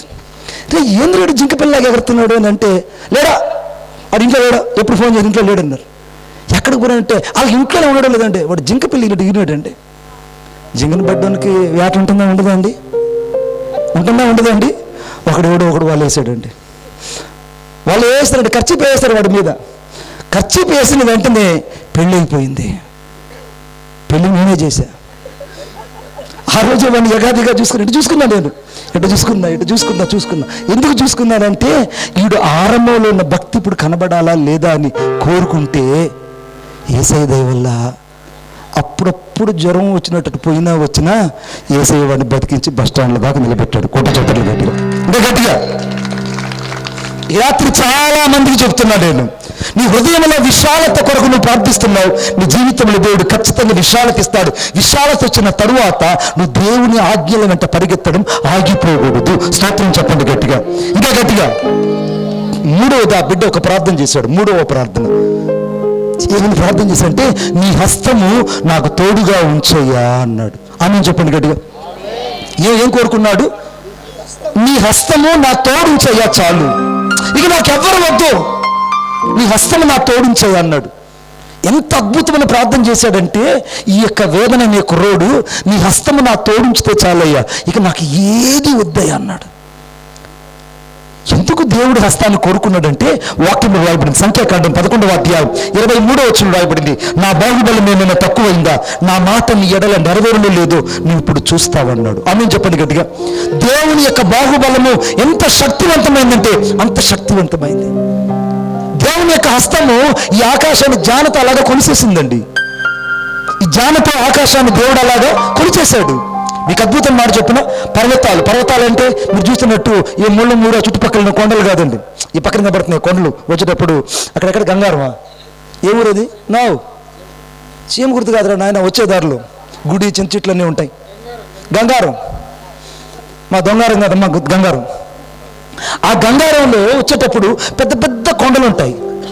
ఆ కొండలు చూస్తే ఆశ్చర్యం వేస్తుందండి, కాలిపోయిన కొండలు చూస్తే ఆశ్చర్యం వేస్తుంది. బైబిల్లో రాయబడింది, ఆయన పర్వతాలు అలాగ తూచి అలాగట పెట్టాడట. హల్లెలూయా. నా దేవుని హస్తం ఎంత పెద్దదో ఆలోచించదు. పర్వతాలు తూచి, వింధ్యా పర్వతాలు, హిమాలయ పర్వతాలు, అలాగే ఆరారాతి పర్వతాలు, ఈ ప్రపంచంలో ఉన్న ప్రతి పర్వతాన్ని ఒకడు స్వీట్ అమ్మలో మైసూర్ పాకులు ఎలాగైతే కొలుస్తాడో అలాగ కేజీలుగా తూచి పర్వతాలు దేవుడు అక్కడక్కడ పెట్టాడు. కొట్టడు చెప్పండి గట్టిగా, ఇంకా గట్టిగా. ఆ హస్తము నాకు తోడుగా ఉండాలని కోరుకున్నాడు. ఆమేన్ చెప్పండి. ఎవరు కోరుకున్నాడు? ఆ హస్తము నాతో ఉండాలని. ఆ హస్తము యొక్క గొప్పతనం ఏందో చెప్పనా? యెషయా గ్రంథం 40వ అధ్యాయంలో ఆయన సముద్ర జలములను తన పొడిసిటిలో కొలిచాడని రాయబడింది. సముద్ర జలాలను అనగా ఈ భూమి మీద ఉన్న సమస్త జలాలను అనగా 7 సముద్రాల యొక్క జలాలను దేవుడు తన పొడిసిట్లో ఇలా పోసుకొని, పొడిసిట్లు అంటే ఇలా పోసుకొని, హిందూ మహాసముద్రంలో ఇన్ని నీళ్లు ఉండాలి, అరేబియా మహాసముద్రంలో ఇన్ని నీళ్లు ఉండాలి, అట్లాంటిక్ మహాసముద్రంలో ఇన్ని నీళ్లు ఉండాలి, ఆర్కిటిక్ మహాసముద్రంలో ఇన్ని నీళ్లు ఉండాలి, పసిఫిక్ మహాసముద్రంలో ఇన్ని నీళ్లు ఉండాలి, అరేబియా మహాసముద్రంలో ఇన్ని నీళ్లు ఉండాలని దేవుడు తన పొడిసిటిలో నీళ్ళన్ని పోసుకొని అలా అలా అలా పోసుకొని పోయాడంటే ఆయన పొడిసిట్లు ఎంత పెద్దదో ఆలోచించండి. కొట్టండి చెప్పండి గట్టిగా, ఇంకా గట్టిగా. ఇప్పుడు ఆ పొడిసిటిలో ఆ హస్తము నాతో ఉండాలి అని కోరుకున్నాడు. ఈ రాత్రి దేవుని ఉద్దేశం ఏంటో తెలుసా? ఆయన హస్తము నీతో ఉండాలని కోరుకోవాలి. మనుషులు నీతో ఉండొచ్చు, ఉండకపోవచ్చు. దేవుని హస్తం నీతో ఉంటే నీకెన్నడూ ఓటమి కలగదు. కొట్టు చప్పట్లు గట్టిగా. ఎన్నడూ ఓటమి కలగదు, ఎన్నడూ ఓటమి కలగదు, ఎన్నడూ ఓటమి కలగదు, ఎన్నడూ ఓటమి కలగదు. ఈ రాత్రి ఓడిపోయిన జీవితాలు, ఈ రాత్రి కృంగిపోయిన జీవితాలు, ఈ రాత్రి అలసిపోయిన జీవితాలు, ఈ రాత్రి సొమ్మసిల్లిపోయిన జీవితాలకి దేవుని హస్తం కావాలని కోరుకోండి. ప్రభువా నీ హస్తము నాతో ఉంచయ్యా. ఈ యవనస్తుడు దేవుడిని అడిగిన మాట ఏంటంటే, నాతో ఏమున్నా ఏమి లేకపోయినా పర్వాలేదయ్యా, నీ హస్తము నాతో ఉంచు. చదవండి నాతో పాటు దయచేసి. అనగా నెహెమ్యా గ్రంథం నేను చదువుతాను, గమనించండి. ఎజ్రా గ్రంథం ఇంకా స్పష్టంగా ఉంది. ఎజ్రా గ్రంథం 7వ అధ్యాయము 9వ వచనం మధ్య భాగంలో తన దేవుని, ఎజ్రా గ్రంథము 7వ అధ్యాయం 9వ వచనం, తన దేవుని కరుణాహస్తము తనకు తోడుగా ఉన్నందున ఆయన యెరూషలేమునకు చేరెను అని రాయబడింది. యెరూషలేముకు ఒక మనుషుడు చేరడానికి దేవుని కరుణాహస్తము సహాయం చేసిందే కానీ ఇంకా ఏది సహాయం చేయలేదండి. ఆ నెహెమ్యా అనే వ్యక్తికి దేవుని హస్తం తోడైందట. ఒక మంచి ఉద్యోగి, అప్పటికే ఆశ్వరేషు సంస్థానంలో 108 సంస్థానంలో తాను ఒక మంచి పదవిలో ఉండి రాజుకు గిన్నెందించేవాడు. మంచి ఉద్యోగం, సెంట్రల్ గవర్నమెంట్ ఉద్యోగం అంటే పెద్ద ఉద్యోగం. అంత ఉద్యోగం ఉన్న వ్యక్తి ఏం కోరుకుంటున్నాడంటే, నీ కరుణాహస్తము నాతో ఉంచయ్యా అని కోరుకుంటున్నాడు. కొట్టండి చప్పట్లు గట్టిగా, ఇంకా గట్టిగా. నీ కరుణాహస్తము నాతో ఉంటే చాలయ్యా, నేను యెరూషలేము చేరతానయ్యా అన్నాడు. ఒక రోజున నేను ఒక ప్రాంతానికి పరిచర్యకి వెళ్ళాను. అది సరిగ్గా అది కడప జిల్లాలో రాజంపేటకు చివరిలో సాతుపల్లి అని ఒక ఊరు ఉంటుంది. మీరు గూగుల్లో కొట్టి చూడండి. సాతుపల్లి అని ఒక ఊరు ఉంటుంది. ఆ సాతుపల్లికి నేను వాకింగ్ చెప్పడానికి వెళ్ళాను. సాతుపల్లికి వెళ్తే అక్కడ ఒక భయంకరమైనటువంటి ఒక సంఘటన ఒకటి జరిగింది. ఏంటి ఆ సంఘటన అంటే, ఇద్దరు భార్యాభర్తలు కూర్చొని పిల్లల గురించి మాట్లాడుకుంటున్నారు. అయ్యా మన అబ్బాయిని ఇంజనీర్ చేయించాలయ్యా, మన అమ్మాయిని డాక్టర్ చేయించాలయ్యా, మన పిల్లల్ని ఈ ఊరిలో ఎవరు చదివించినంతగా మనం చదివించాలయ్యా, ఎందుకంటే మన దగ్గర అన్నీ ఉన్నాయి కాబట్టి కొడుకునేమో ఇంజనీర్ చేయించాలి, కూతురునేమో డాక్టర్ చేయించాలని ఆ రాత్రి ఆ బిడ్డల గురించి గొప్ప గొప్పగా మాట్లాడుకొని ఆ తల్లిదండ్రులు పడుకున్నారు. బిడ్డల గురించి మాట్లాడి పడుకున్నారు.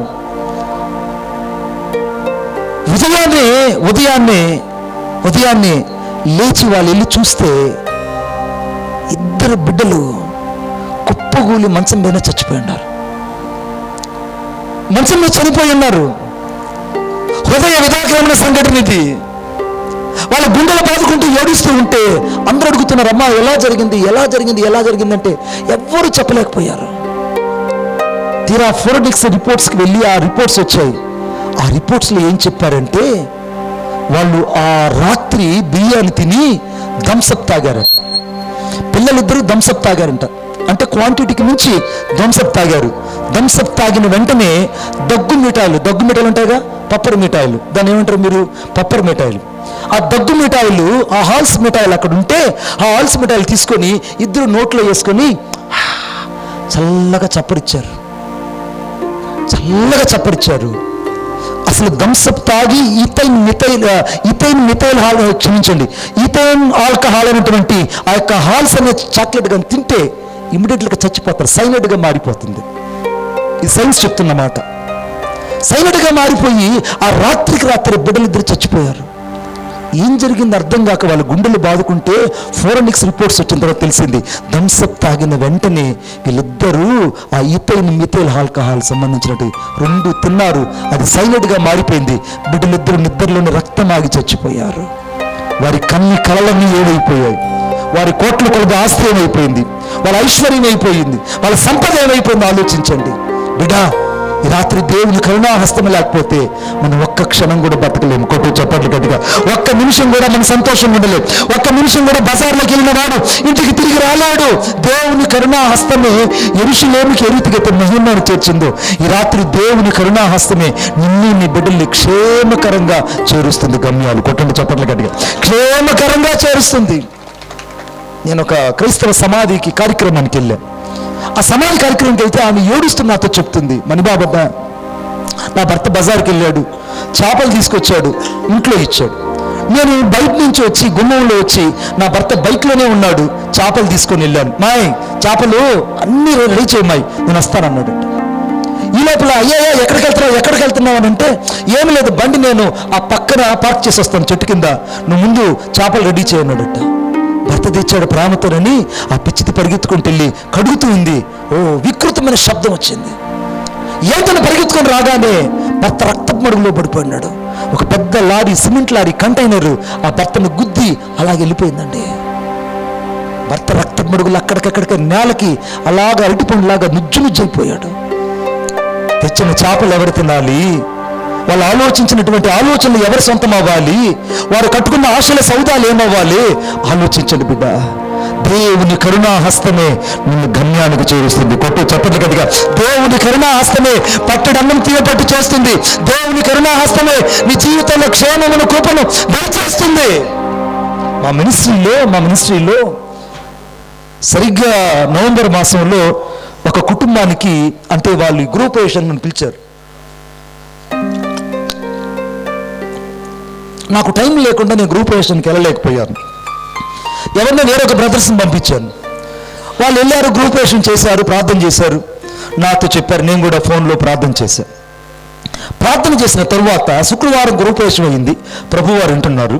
శుక్రవారం గ్రూపేషన్ అయింది. మంచి ఎక్స్ట్రాడినరీ ఇల్లు కట్టుకున్నాడు. ఎక్స్ట్రాడినరీ ఇల్లు. దాదాపు నాకు తెలిసినంత వరకు 80 లక్షల పైగా ఆ ఇల్లు ఉంటుంది. 80 లక్షల రూపాయలు ఇల్లు కట్టుకున్నాడు. భార్య భర్తలకు ఒక బెడ్రూమ్, పిల్లలకు ఒక బెడ్రూమ్, వచ్చిన గెస్ట్లకు ఒక బెడ్రూమ్, 3 బెడ్రూమ్ కలిగిన ఇల్లు. హాల్ చాలా పెద్దది. 1 లక్ష రూపాయల టీవీ ఆ యొక్క వరండాలో పెట్టారు. అంత సువిశాలంగా ఉంది. శుక్రవారం ఇల్లు ఓపెన్ అయింది. శనివారం రాత్రి ఈ యవనసుడికి గుండెపోటు వచ్చి అక్కడికక్కడికి చచ్చిపోయాడండి. 3వ రోజు ఆ ఇంట్లో మామిడి తోరణాలు, అరటి తోరణాలు ఏవి ఆరలేదు. షామ్యాన్ని వేసి ఆ భర్త శవం అక్కడ పెట్టుంటే ఆ భార్య ఏడుస్తుంది, అయ్యా ఈ కట్టిన ఇంట్లో ఇంకెవరు కాపురం చేయాలయ్యా. అందుకే యెహోవా ఇల్లు కట్టించినట్లా కట్టువాని ప్రయాస వ్యర్థము. దేవుడు నీ ఇంటిని కట్టాలంటే, దేవుడు నీ కుటుంబాన్ని నడిపించాలంటే, దేవుడు నీ కుటుంబాన్ని సాఫీగా కొనసాగాలంటే దేవుని హస్తము తోడై ఉండి నిన్ను దీవిస్తే తప్ప నువ్వు ఆశీర్వదించబడలేవు. కొట్టు చప్పట్లు గట్టిగా, ఇంకా గట్టిగా. అందుకే యవనసుడు అడిగాడు, నాకు దేవుని హస్తము తోడుగా ఉంచు అన్నాడు. హల్లెలూయా. 4వ ప్రార్థన చేశాడు, ఏ కీడు రాకుండా నన్ను తప్పించన్నాడు. ఏ కీడు నా ఇంటికి రాకూడదు, ఏ కీడు నా ఇంటికి రాకూడదు. దేవుడు ప్రతి కీడు నుండి, ప్రతి దుష్టత్వం నుంచి దేవుడు తప్పించాడు. ఎందుకంటే యోబు గ్రంథంలో, అనగా యోబు గ్రంథం 1వ అధ్యాయం 10వ వచనంలో యోబుకి కంచె సమస్తానికి దేవుడు రీతికైతే కంచె వేశాడో ఆ కంచెను ప్రతి ఇంటి చుట్టూ వేసుకోవాలంట. హల్లెలూయా. గట్టిగా చెప్పండి హల్లెలూయా. ఒక ఆయనకి ఏసు రక్తం జల్లే అలవాటు ఉంది. అమ్మ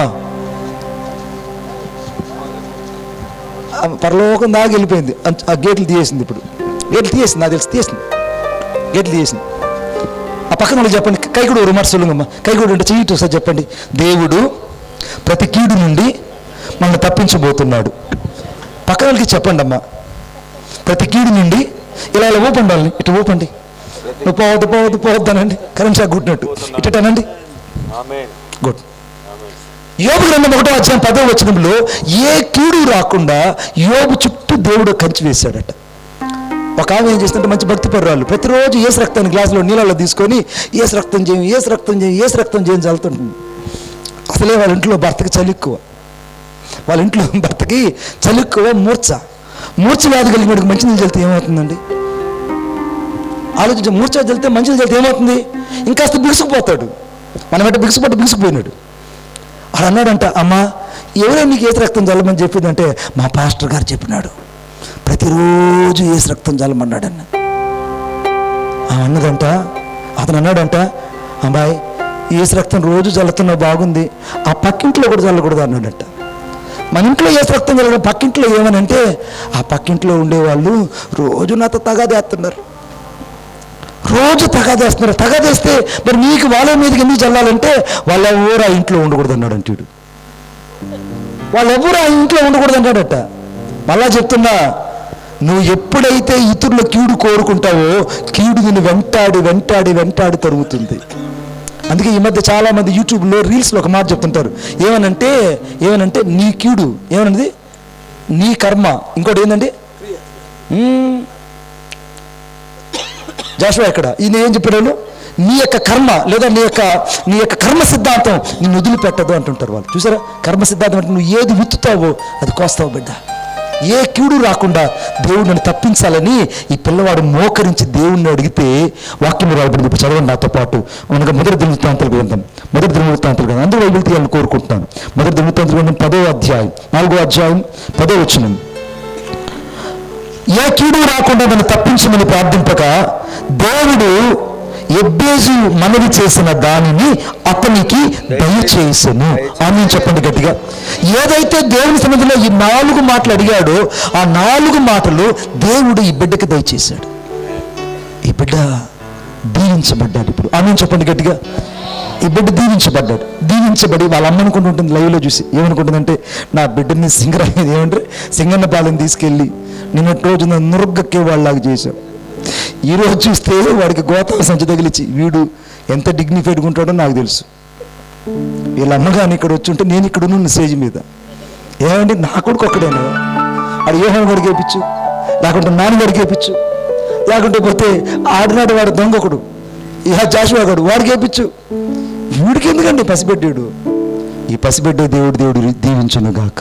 ఆమేన్. వాడు మనవి చేసినవన్నీ దేవుడట ఆ బిడ్డకు దయచేశాడట. కొట్టండి చప్పట్లు గట్టిగా. ఇప్పుడు చదవండి నాతో పాటు 9వ వచనం. ఇప్పుడు చదవండి 9వ వచనం. ఎబ్బేజు తన సహోదరులందరికంటే ఘనము పొందినవాడయుండెను. కొట్టండి చప్పట్లు గట్టిగా. ఇప్పుడు ఘనత అన్నది వీడు ఇంట్లోకి వచ్చేసింది. ఆమె చెప్పండి గట్టిగా. వీడు ఇప్పుడు ఎక్కడికి పోతే వీడు దీవించబడిన తర్వాత దేవుడు అడిగినవన్నీ దేవుడు ఇచ్చేశాడు. ఇప్పుడు రక్తసంబంధుల దగ్గరికి వెళ్ళాడు. ఎక్కడికి వెళ్ళాడు? ఏ ఊరికి? సింగనపాలెంకి వెళ్ళాడు. సింగనపాలెంకి వెళ్తే వాళ్ళ అన్నదమ్ములంతా వాడిని చూసి, అయ్యా వందనాలయ్యా, బాగున్నావయ్యా అంటున్నారు. ఒకప్పుడు ఈయన ఏమన్నారు వాళ్ళు, చీ ఈ ముఖం మాకు చూపించద్దన్నారు. ఇప్పుడు అన్నదమ్ములు ఏమంటున్నారు, దేవుడు నిన్ను దీవించాడయ్యా, దేవుడు ఎంత గొప్ప దేవుడయ్యా అని ఈ సహోదరులందరి ఎదుట ఈ ఎబ్బేజు ఘనం పొందినట్టే ఈరోజు నువ్వు అందరి ఎదుట ఘనం పొందబోతున్నావు. కొట్టు చెప్పండి గట్టిగా. నువ్వు మనవి చేసిన దాన్ని దేవుడు నీకు ఇవ్వబోతున్నాడు, నువ్వు దేవుడు అడిగిన దాన్ని నీకు ఇవ్వబోతున్నాడు. కానీ వీడికి ఒక ఆశ కలిగింది. ఆశ ఏంటంటే నేను యేసయ్య దగ్గరికి చేరుకోవాలనుకున్నాడు. ఏం చేయలేడు? యేసయ్య దగ్గరికి చేరుకోవాలనుకున్నాడు. ఈ లోపల వీడు ఏం చేశాడంటే ఒక బ్రాహ్మణుడి దగ్గరికి వెళ్ళి, అయ్యా ఇదిగో నేను దేవుడి దగ్గరికి చేరుకోవాలనుకుంటున్నాను, దయచేసి దేవుడి దగ్గరికి చేరుకునే మార్గం ఏదన్నా చెప్పు బాబు అన్నాడు. మార్గం ఏదన్నా చెప్పంటే వీడు అన్నాడు, జాతస్యం మరణం ధ్రువం అన్నాడు. ముఖ్యంగా చెప్తున్నాడు, అంటే వేసానమా ఓం వెంకటరామని వేసానమా, ఓం శ్రీ భూతాన్ని వేసానమా, ఓం మరియమ్మ వేసానమా అన్నాడు. పాస్టర్ గారు అంటున్నాడు, దేవకుమారయ్య గారు, ఏమండే వాళ్ళు మనం పిలుచుకొచ్చుకుంటే అందరినీ వేషాలు చేసాడండి అన్నాడు. వేషాలు ఏంటంటే వేసానమా, ఓం జోన వేసానమా అన్నాడు. జోన వేసానమా, రూతమ్మ వేసానమా, అమ్మ మా తల్లి నువ్వేమనుకో తల్లే, మరియమ్మ వేసానమా, వీడు చెప్తున్నాడు, ఆ మార్గం నాకు చూపించు, నేను ఆ మార్గాన్ని చూడాలనుకుంటున్నాను, నాకు మార్గం హితోపదేశం చేయంటుంటే వీడు అంటున్నాడు, అరే అరే అరే నువ్వు జాతస్యం ద్రోహం ఎవరు అంటున్నావు? ఇక అద్భుతమైన మాట చెప్తా, వీడిని సరిగ్గా ఈ వయసులో ఉన్నప్పుడు నా దగ్గర కాళహస్తి నా దగ్గర తీసుకెళ్ళి వీడిని పెంచి పెద్ద చేశాను. ఒక 10 ఏళ్ళు నా దగ్గర ఉన్నారు ఈ బిడ్డలు. 10 ఏళ్ళు నా దగ్గర ఉంటే వీళ్ళు పెంచి పెద్ద చేసినందుకు అందరూ దేవుని చేతిలో ఒక గొప్ప సాధనాలుగా వాడబడుతున్నారు. హల్లెలూయా, హల్లెలూయా. మీరేమన్నాడు, అబ్బాయ్ ఏం కావాలి నీకు, ఏం కావాలంటే, అయ్యా నేను యేసయ్యని చూద్దామని వచ్చానయ్యా, నాకు యేసయ్యని చూపిస్తే చాలయ్యా, ఇంకేమీ వద్దయ్యా నాకు అంటుంటే, అరే కొబ్బరికాయ తీసి నేను ఎత్తుకొట్టాను, ఎందుకంటే అంబస్య నారే బహున్ నస్య నకస్య నహావృష్టి అన్నాడు. అయ్యా మంత్రాలకు అర్థం నాకు తెలియదు కానీ నాకు ఒక్కసారి దేవుణ్ణి చూపించాయి అన్నాడు. అది ప్లే చేయగలవా? అదే అంబస్య నారే భూమి నస్య నకస్య నహావృష్టి నహోతో నహీయాం సర్వేశ్వరం సర్వస్యం ఏషం సర్వేశం ఏషం సర్వస్య యాసిం అనేటప్పటికీ, అరే నేను ఎత్తున సొమ్ము పెట్టాగా, కొబ్బరికాయ తీసి నా చేతిలో పెట్టి 10 రూపాయలు దచ్చిరన్నాడు. వీడు అన్నాడు, అన్నీ చేస్తానయ్యా కానీ నాకు దేవుని చూపిస్తావా అన్నాడు. వెంటనే ఈ యొక్క వ్యక్తి ఏం చేశాడంటే, నాకు దేవుడు తెలుసు, నీకు చూపిస్తాను రా అని నేరుగా ఆ పెద్ద అంతఃపురం కోట ఉంటే ఆ కోట దగ్గరికి తీసుకొని వచ్చాడు. అదిగా నాకు దేవుడు తెలుసు, మా వేదాలు గ్రంథాలు అన్నీ కూడా దేవుడి గురించి చెప్పాయి, కాబట్టి ఇప్పుడు నీకు దేవుడు చూపిస్తారా అని నేరుగా అక్కడికి వచ్చి, అదిగా ఈ అబ్బాయికి తలుపులు తెరవండి అని అన్నాడు. తెస్తారంటే వాళ్ళు అన్నారు, తలుపులు తీయము, నీకు తలుపులు తీయమన్నారు. మాకెందుకు తలుపులు తీయము, మాకు తెలియని శ్లోకాలు లేవు, మాకు తెలియని గ్రంథాలు లేవు, మాకు తెలియని మత గ్రంథాలు లేవు. వాళ్ళు అన్నారు, ఆ కోటలో ఉన్నటువంటి అంతఃపురంలో అప్పాదరేకున్నటువంటి రాజుభట్లు అన్నారు, అసలు మీరెవరో నాకు తెలియదు, నా కోటలోకి రావాలంటే, నా కోటలోకి ప్రవేశించాలంటే ఒక అర్హత కావాలి, ఆ అర్హత ఉన్న వాళ్ళు మాత్రమే నా తండ్రిని కలుసుకుంటారని చెప్పారు. కొట్టు చప్పట్లు గట్టిగా, ఇంకా గట్టిగా. వీడు అన్నాడు, అదేంటయ్యా నిన్ను నమ్ముకొని ఇంత దూరం వస్తే నా బతికిలా అయిందనంటే, అసలు నాకే ద్వారం లేదు, నీకేమని తెచ్చేదిరా, ఏ శానమహ శామ్యుల శానమహ ఓం శ్రీ తర్వాత జంబస్యానమహ అంటే, అయ్యి బాబు నీకు దండం పెడతానయ్యా, ఆ మాత్రం నన్ను అనద్దయ్యా, దయచేసి నాకు ఏదైనా మార్గం చూపించంటే, నాకేం మార్గం కనపడలేదురా, అప్పుడు అసలు సౌరా అని వాడిని కొట్టి వీడు వెళ్ళిపోయాడు. వాడికే మార్గం కనపడలేదు, వీడికి మార్గం చూపించడానికి దారియే కనబడలేదు. కొట్టు చప్పట్లు గట్టిగా. ఈ లోపల వీడికి లోపల ఆశ పెరిగిపోయి వెతుకుతున్నాడు, నాకు దేవుడి దగ్గరికి ఎవరు మార్గం చూపిస్తారు, దేవుడి దగ్గర నాకు ఎవరు మార్గం చూపిస్తారంటే, ఈ లోపల ఏం పేరు పెడతారు, రహీంబాయి వచ్చాడు. క్యా బాబా క్యా కర్తా హూ, ఏ క్యా రే ద్వార్ మే హై తెరే, ఏం కావాలరా మీకు బేటా అని అన్నాడు. ఏం లేదయ్యా, నేను కుదాన్ని చూడాలనుకుంటున్నాను, దేవుని చూడాలనుకుంటున్నాను అయ్యా. అమ్మా సరిపోయిందా, క్యా तो बहुत खुशी है, पास्टर मेरे मुस्लिम आवी सलाम अलैकुम.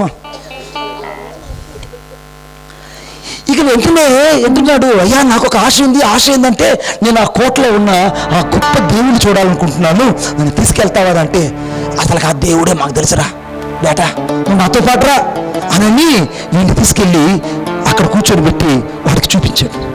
ఏమీ లేదురా, 3 పూట్ల నువ్వు రోజు ప్రార్థన చేస్తే దేవుడికి కనబడిపోతాడు అన్నాడు. వాడు 3 పూట్ల ప్రార్థన చేస్తున్నాడు. వాడు అన్నాడు, ఇన్ని కాదు కానీ నువ్వు నేరుగా నిన్ను కోట దగ్గర తీసుకెళ్తారా అని వాడిని తీసుకొని కోట దగ్గరకు వచ్చాడు. కొట్టండి చప్పట్లు గట్టిగా. కోట దగ్గరకు వచ్చాడు. కోట దగ్గరకు రాగానే ఆ కోటలో ఉన్న వాళ్ళకి చెప్తున్నాడు, ఇదిగో నా పేరు రహీంబాయి, నేను ఆ కోటలోకి వెళ్ళి నేను దేవుణ్ణి కలుసుకోవాలనుకుంటున్నాను, తలుపులు తీయండి అని అంటుంటే వాళ్ళు అన్నారు, ఈ కోట తలుపులు నీకు తెరవబడవు అన్నారు. కొట్టు చప్పట్లు. నీకు తెరవబడవు. మనుషులు చంపుకోవడం కాదు, మతాల మధ్య చిచ్చు పెట్టడం కాదు, మనసెరిగిన మనసు కలిగిన అయిన దేవుణ్ణి ఆరాధించడమే జీవితాలు. కనుక నీకు తలుపు తెరవబడదు పో అని అనగానే వీడి కన్నీళ్ళు వచ్చేసాయి. అదేంటయ్యా భయ్యా, ఏందయ్యా నిన్ను నమ్ముకొని వస్తే తలుపులు తీయట్లేదు, నువ్వేదో గొప్ప గొప్ప మాటలు చెప్పావు తలుపులు తీయట్లేదంటే, అరే పోరా సువార్క బేటి, తప్పదు, ఇంకా తప్పదు, అయ్యేగా వచ్చే బూతులు మొదట, అసలు నీకు తలుపే తీరిపోరా అని చెప్పి వాడు అమాంతగా కొట్టి వెళ్ళిపోయాడు. వాడు ఆఖరికి ఏడుస్తూ వాడి దగ్గర కూడా విడుదల దొరక్క, వాడి దగ్గర కూడా మార్గం చూపించలేక వాడు వెళ్ళిపోయాడు. ఈ పిల్లోడు లోపల బాధపడుతున్నాడు. నాకెవరు దారి చూపిస్తారు, నాకు ఆ దేవుడి దగ్గర చేరుకోవడానికి నాకు గమ్యం ఎవరు చూపిస్తారు, ఆ దేవుడి దగ్గర చేరుకోవడానికి నాకెవరు రాజమార్గాన్ని చూపిస్తారని అన్వేషిస్తుంటే ఆ ఊర్లోకి ఒక సువార్థికుడు నడుచుకుంటూ వచ్చాడు. కొట్టాడు చప్పట్లు గట్టిగా. ఒక సువార్థికుడు నడుచుకుంటూ వచ్చాడు.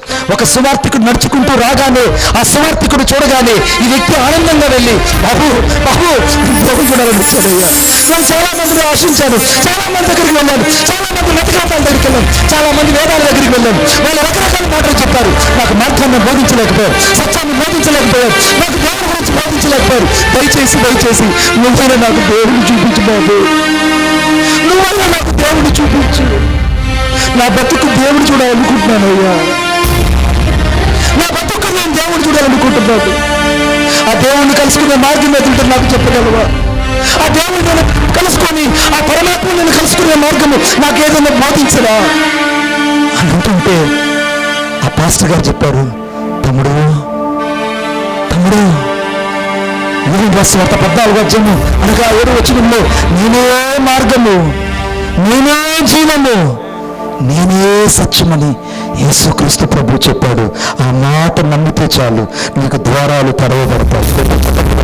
ఈ రాత్రి చాలా మంది అడుగుల మీద కూర్చొని వాక్యం వింటున్నారు, చాలా మంది అడుగుల మీద కూర్చొని వాక్యం వింటున్నారు, చాలా మంది చట్టాల మీద కూర్చొని వాక్యం వింటున్నారు, చాలా మంది ఊరి చివరిలో కూర్చొని వాక్యం వింటున్నారు, చాలా మంది వారి ఇళ్ళ వాక్యంలో కూర్చొని వాక్యం వింటున్నారు. నువ్వు ఎక్కడ కూర్చొని వాక్యం వింటున్నా నేను ప్రకటిస్తున్నా, నజరేయుడైన యేసుక్రీస్తు ప్రభు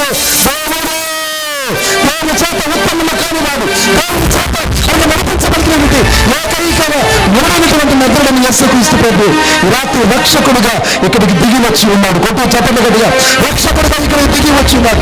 రక్షకుడు మాత్రమే నీకు దారి చూపించగలడు, రక్షకుడు మాత్రమే నిన్ను మోక్షానికి తీసుకెళ్ళడు, రక్షకుడు మాత్రమే నిన్ను పరమాత్మ ఎదుకు చేర్చగలడు. అతను ఎంత ఘోర పాపివైనా, ఎన్నిసార్లు పరిచడిపోయిన వ్యక్తులైనా, ఎంత అసహ్యమైన జీవితం జీవిస్తున్నా, కుక్క తన వాంతికి తిరిగినట్టు మున్నాళ్ళు కక్కిన దాన్ని తింటున్నా, ఒకవేళ తినదాన్ని కక్కుంటున్నా, నా యేసయ్య జీవితాన్ని మార్చగలడు. నా యేసయ్య జీవితాన్ని మార్చగలడు. నా యేసయ్య జీవితాన్ని మార్చగలడు. స్వార్థకుడు అనుకుంటే నువ్వు అనుకున్నట్టు నువ్వు పెట్టే అన్నం కోసం ఊరు తిరిగే వ్యక్తి కాదండి.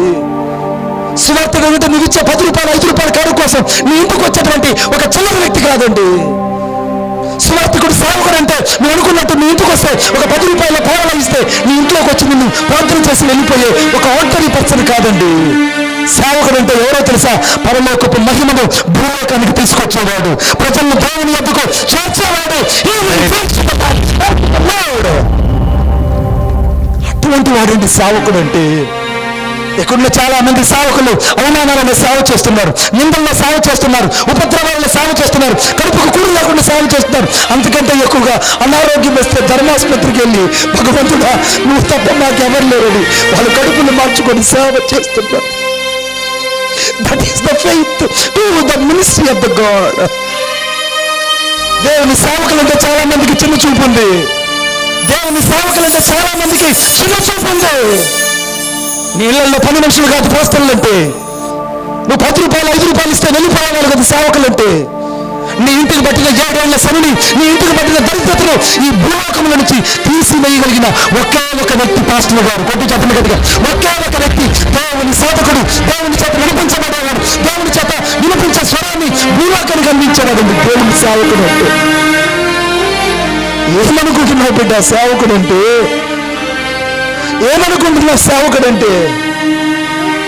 కుటుంబాన్ని, భార్యలను, బిడ్డలను విడిచిపెట్టి దేవుని కోసం శ్రమనుకోకుండా, దేవుని కోసం కష్టమనుకోకుండా ఈ యవనస్తులు దేవుని కోసం పరిగెడుతున్నారు. అదండి సేవ అంటే. సంతోషంగా పండుగతో అందరూ కలిసి బతకాల్సిన ఉన్నటువంటి ఈ సమయంలో అన్ని వదులుకొని ఊరు వాడ పట్టుకొని తిరుగుతున్నారే, ఇదండి సేవ అంటే. ఎవరో అన్నం పెడితే భగవంతుడా వీళ్ళు పెడితే చాలని ఆ పట్టడన్నం కోసం ఎదురు చూసి ఆ పట్టడన్నం తిని ఉపవాసాలతో కాలిపోతూ ప్రార్థన చేస్తారు. వాళ్ళండి సేవకులు అంటే. కొట్ట చప్పట్లు గట్టిగా, ఇంకా గట్టిగా. సేవకులంటే నీకు చిన్న చూపు అయిపోయిందా? సేవకులంటే ఎవరనుకున్నావు తెలుసా? దేవుని నోరు. కొట్ట చప్పట్లు గట్టిగా, దేవుని నోరు. They are coming from the voice of the god. They will speak every word from their mouth. సేవకుల నోటి నుండే ప్రతి మాట భూలోకంలో స్థిరపరచగలిగిన ఏకైక సాధనము, ఏకైక పాత్ర ఒక్క దైవజనుడు మాత్రమే. ఆ దైవజనుడు చిన్న చూపు చూస్తావా? ఆ దైవజనుడు అంటే లెక్క లేకుండా మాట్లాడతావా? ఆ దైవజనుడు అంటే, ఆ దైవ సేవకురాలంటే చాలాసార్లు చిన్న చూపు చూసి మాట్లాడతావా? మారు, నువ్వైనా మారు, నీ స్వభావాన్ని మార్చుకో. నీవైనా మారు, నీ స్వభావాన్ని మార్చుకో. ఈ రాత్రి నుంచి నువ్వు సేవకుడు అంటే ఒక దేవుని భయం కలిగి జీవించే విశ్వాసిగా మారిపోదువుగాక. కొత్త చెప్పలు గట్టిగా, దేవుని భయం కలిగి జీవించే విశ్వాసిగా మారిపోదువుగాక. దేవుని సేవ అంటే గడగడ వణికే జీవితం కలిగి నువ్వు దేవుని కొరకు జీవించుదువుగాక. నీకు అద్భుతమైన మాట చెప్తాను నేను. ఈ యవనస్తుడు అడిగాడు, అయ్యా నేను కోటలో ఉన్న దేవుని చూడాలనుకుంటున్నానండి.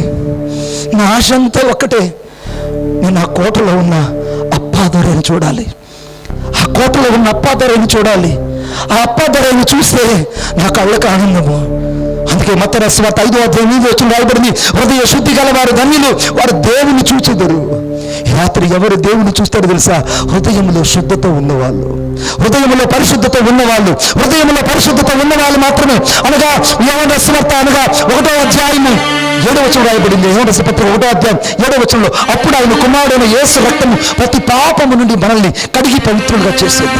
ఈ రాత్రి ఎంత ఘోరమైన పాపివైనా, ఎన్నిసార్లు పరిచయపోయిన వ్యక్తులైనా, ఎంత పతన వ్యవస్థలో ఉన్నా, ఎంతగానో పతన వ్యవస్థలో పడిపోయిన వ్యక్తులైనా, ఈ రాత్రి యేసు రక్తము నిన్ను కడిగి పవిత్రులుగా చేయబోతుంది. యేసు రక్తము నీకు నూతన జీవాన్ని ఇవ్వబోతుంది. యేసు రక్తము మరలా నీకు నూతనమైనటువంటి అధ్యాయాన్ని నీ జీవితంలో ప్రారంభించబోతుంది. కొత్త చట్టం గదిగా ప్రారంభించబోతుంది. ఈ కుర్రోడికి ఈ మాటల మీద నమ్మకం కలిగాయి. ఆ కుర్రోడిని సువార్తికుడు చేయబట్టుకొని, రాబాబు నిన్ను తీసుకెళ్తానని అవమానాలు గుండా, నిందల గుండా, ఒంటరితనము గుండా, వేదన గుండా, కరువు గుండా, ఖడ్గము గుండా, శోధన గుండా, బాధ గుండా, అనారోగ్యం గుండా, అవమానాల గుండా అనుక్షణం నడిపించుకుంటూ సరాసరి ఆ కోట తలుపుల దగ్గరికి తీసుకొచ్చాడు. గొప్ప చప్పట్లు గట్టిగా, ఇంకా గట్టిగా, కోట తలుపుల దగ్గరికి తీసుకొచ్చాడు. ఆ కోట దగ్గర నిలబడి వాళ్ళతో చెప్తున్నాడు, అబ్బాయ్ నేను యేసుక్రీస్తు ప్రభు యొక్క సేవకుడిగా చెప్తున్నా, మీరు ద్వారాలు తీయండి అనగానే వాళ్ళిద్దరూ ఉన్న పాటు నన్ను మోకరించి ఒక్కసారిగా, అయ్యా మీకోసమే మేము ద్వారాలు తెరుస్తామని ఇద్దరు తలుపులు తెరిచారు. కొత్త చెప్పలు గట్టిగా, ఇద్దరు తలుపులు తెరిచారు. తెరవగానే సాక్షాత్తు యేసుక్రీస్తు ప్రభు సింహాసనం మీద కూర్చున్న దేవుడు ఒక్కసారిగా పాపి అయిన మానవుల కోసము ఆయన వెతుక్కుంటూ భూలోకానికి వచ్చినట్టు ఈ రాత్రి కూడా సింగన పాలనలో నశించిపోతున్న ప్రజల కోసం యేసయ్య దిగి వచ్చాడు. యేసయ్య రక్తం మీద నిలబడి ఉంది. ఆయన పాపాన్ని క్షమించగలిగిన దేవుడు, అనగా జీవితాన్ని మార్చగలిగిన దేవుడు, వ్యాధి కలిగిన జీవితాన్ని స్వస్థపరచగలిగిన వాడు. దేవుడు ప్రకటిస్తున్న యేసు. He is the only redemption of the God. Nobody can attain salvation through him. Nobody can attain salvation without him. Everyone should in salvation get from the Jesus Christ only. యేసుక్రీస్తు ప్రభు ద్వారా మాత్రమే ఈ రాత్రి రక్షణ అనుగ్రహించబడుతుంది. గట్టిగా స్తోత్రం చెప్పండి, ఇంకా గట్టిగా చెప్పండి. ఈ రాత్రి నేను ప్రకటిస్తున్న దేవుడు రాయి కాదు, రప్ప కాదు. నేను ప్రకటిస్తున్న దేవుడు నా జీవితాన్ని మార్చిన దేవుడు, నా బ్రతుకుని మార్చిన దేవుడు. కుక్కలు చించిన ఇస్తరి కంటే ఘోరంగా ఉన్న నా జీవితాన్ని కుట్టి రాజభోజనం వడ్డించి కొన్ని వేల మందికి ఆయన పరలోకపు అక్షయ ఆహారాన్ని అందిస్తున్న దేవుడు, నేను ప్రకటిస్తున్న దేవుడు. ఈ రాత్రి నీ జీవితాన్ని యేసయ్య ఇవ్వగలిగితే, ఈ రాత్రి నీ బ్రతుకుని యేసయ్యకి ఇవ్వగలిగితే ఆయన జీవితాన్ని మార్చగలడు. హల్లెలూయా, హల్లెలూయా.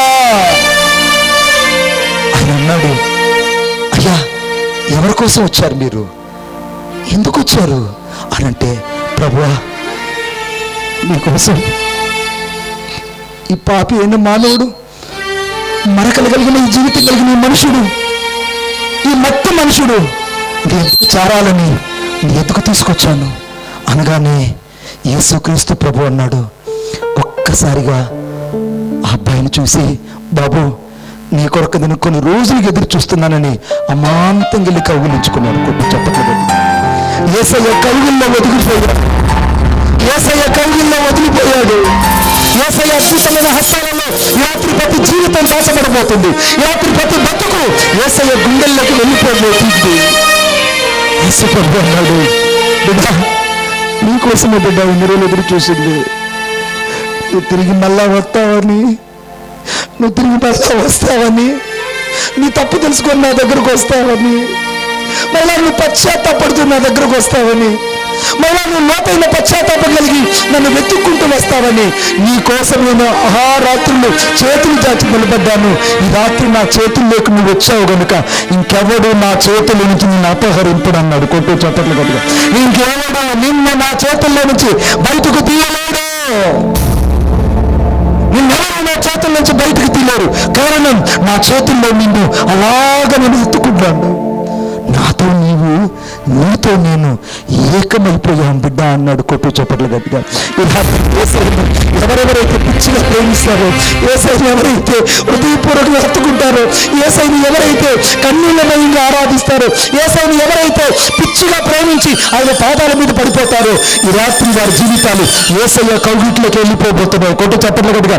యేసయ్య హస్తాల కిందకి వెళ్ళబోతున్నారు. యేసయ్య హస్తాల కింద వారు దీవించబడబోతున్నారు. ఆ ఉద్దేశం ఏ రీతిగా అయితే యేసయ్య దీవించాడు, ఈ రాత్రి ప్రతి ఒక్కరిని దేవుడు దీవించునుగాక, దీవించునుగాక, దీవించునుగాక.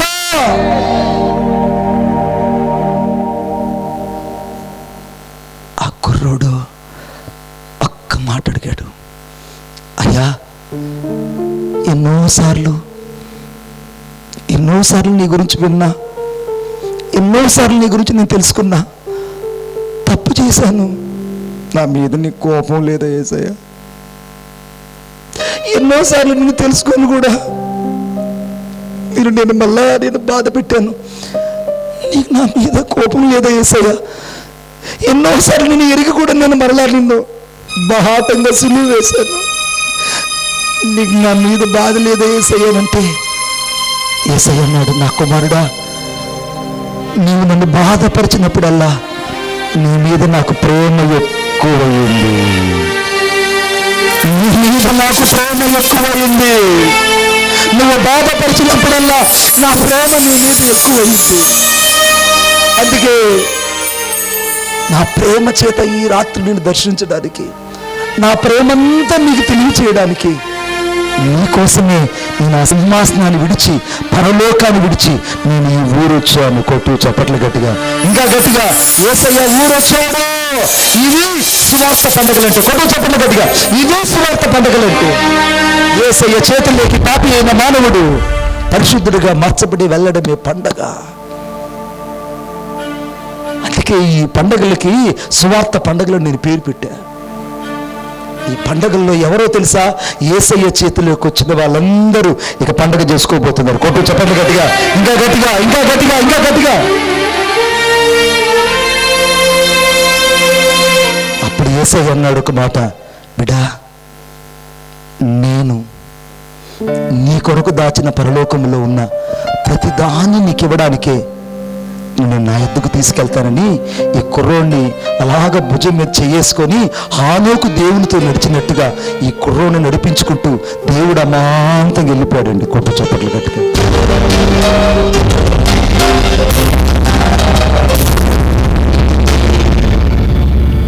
ఆ మనుషుడు ఇక్కడ లేడు, పరలోకంలో ఉన్నాడు. ఈ రాత్రి నీ పేరు పరలోకంలో రాయబడాలంటే, ఈ రాత్రి నీ పేరు పరిశుద్ధ గ్రంథంలో లిఖించబడాలంటే నీ ఉన్న పాటు నీ హృదయాన్ని యేసయ్యకి ఇవ్వాలి. అందరం లేచి నిలబడదాం, అందరం లేచి నిలబడదాం, అందరం లేచి నిలబడదాం. Thank you Jesus, thank you Lord. నా మంచి కోరేదేదో నీవు నాకు అనుగ్రహించు, నీవు తప్ప కదా నా దిక్కు యేసయ్యా.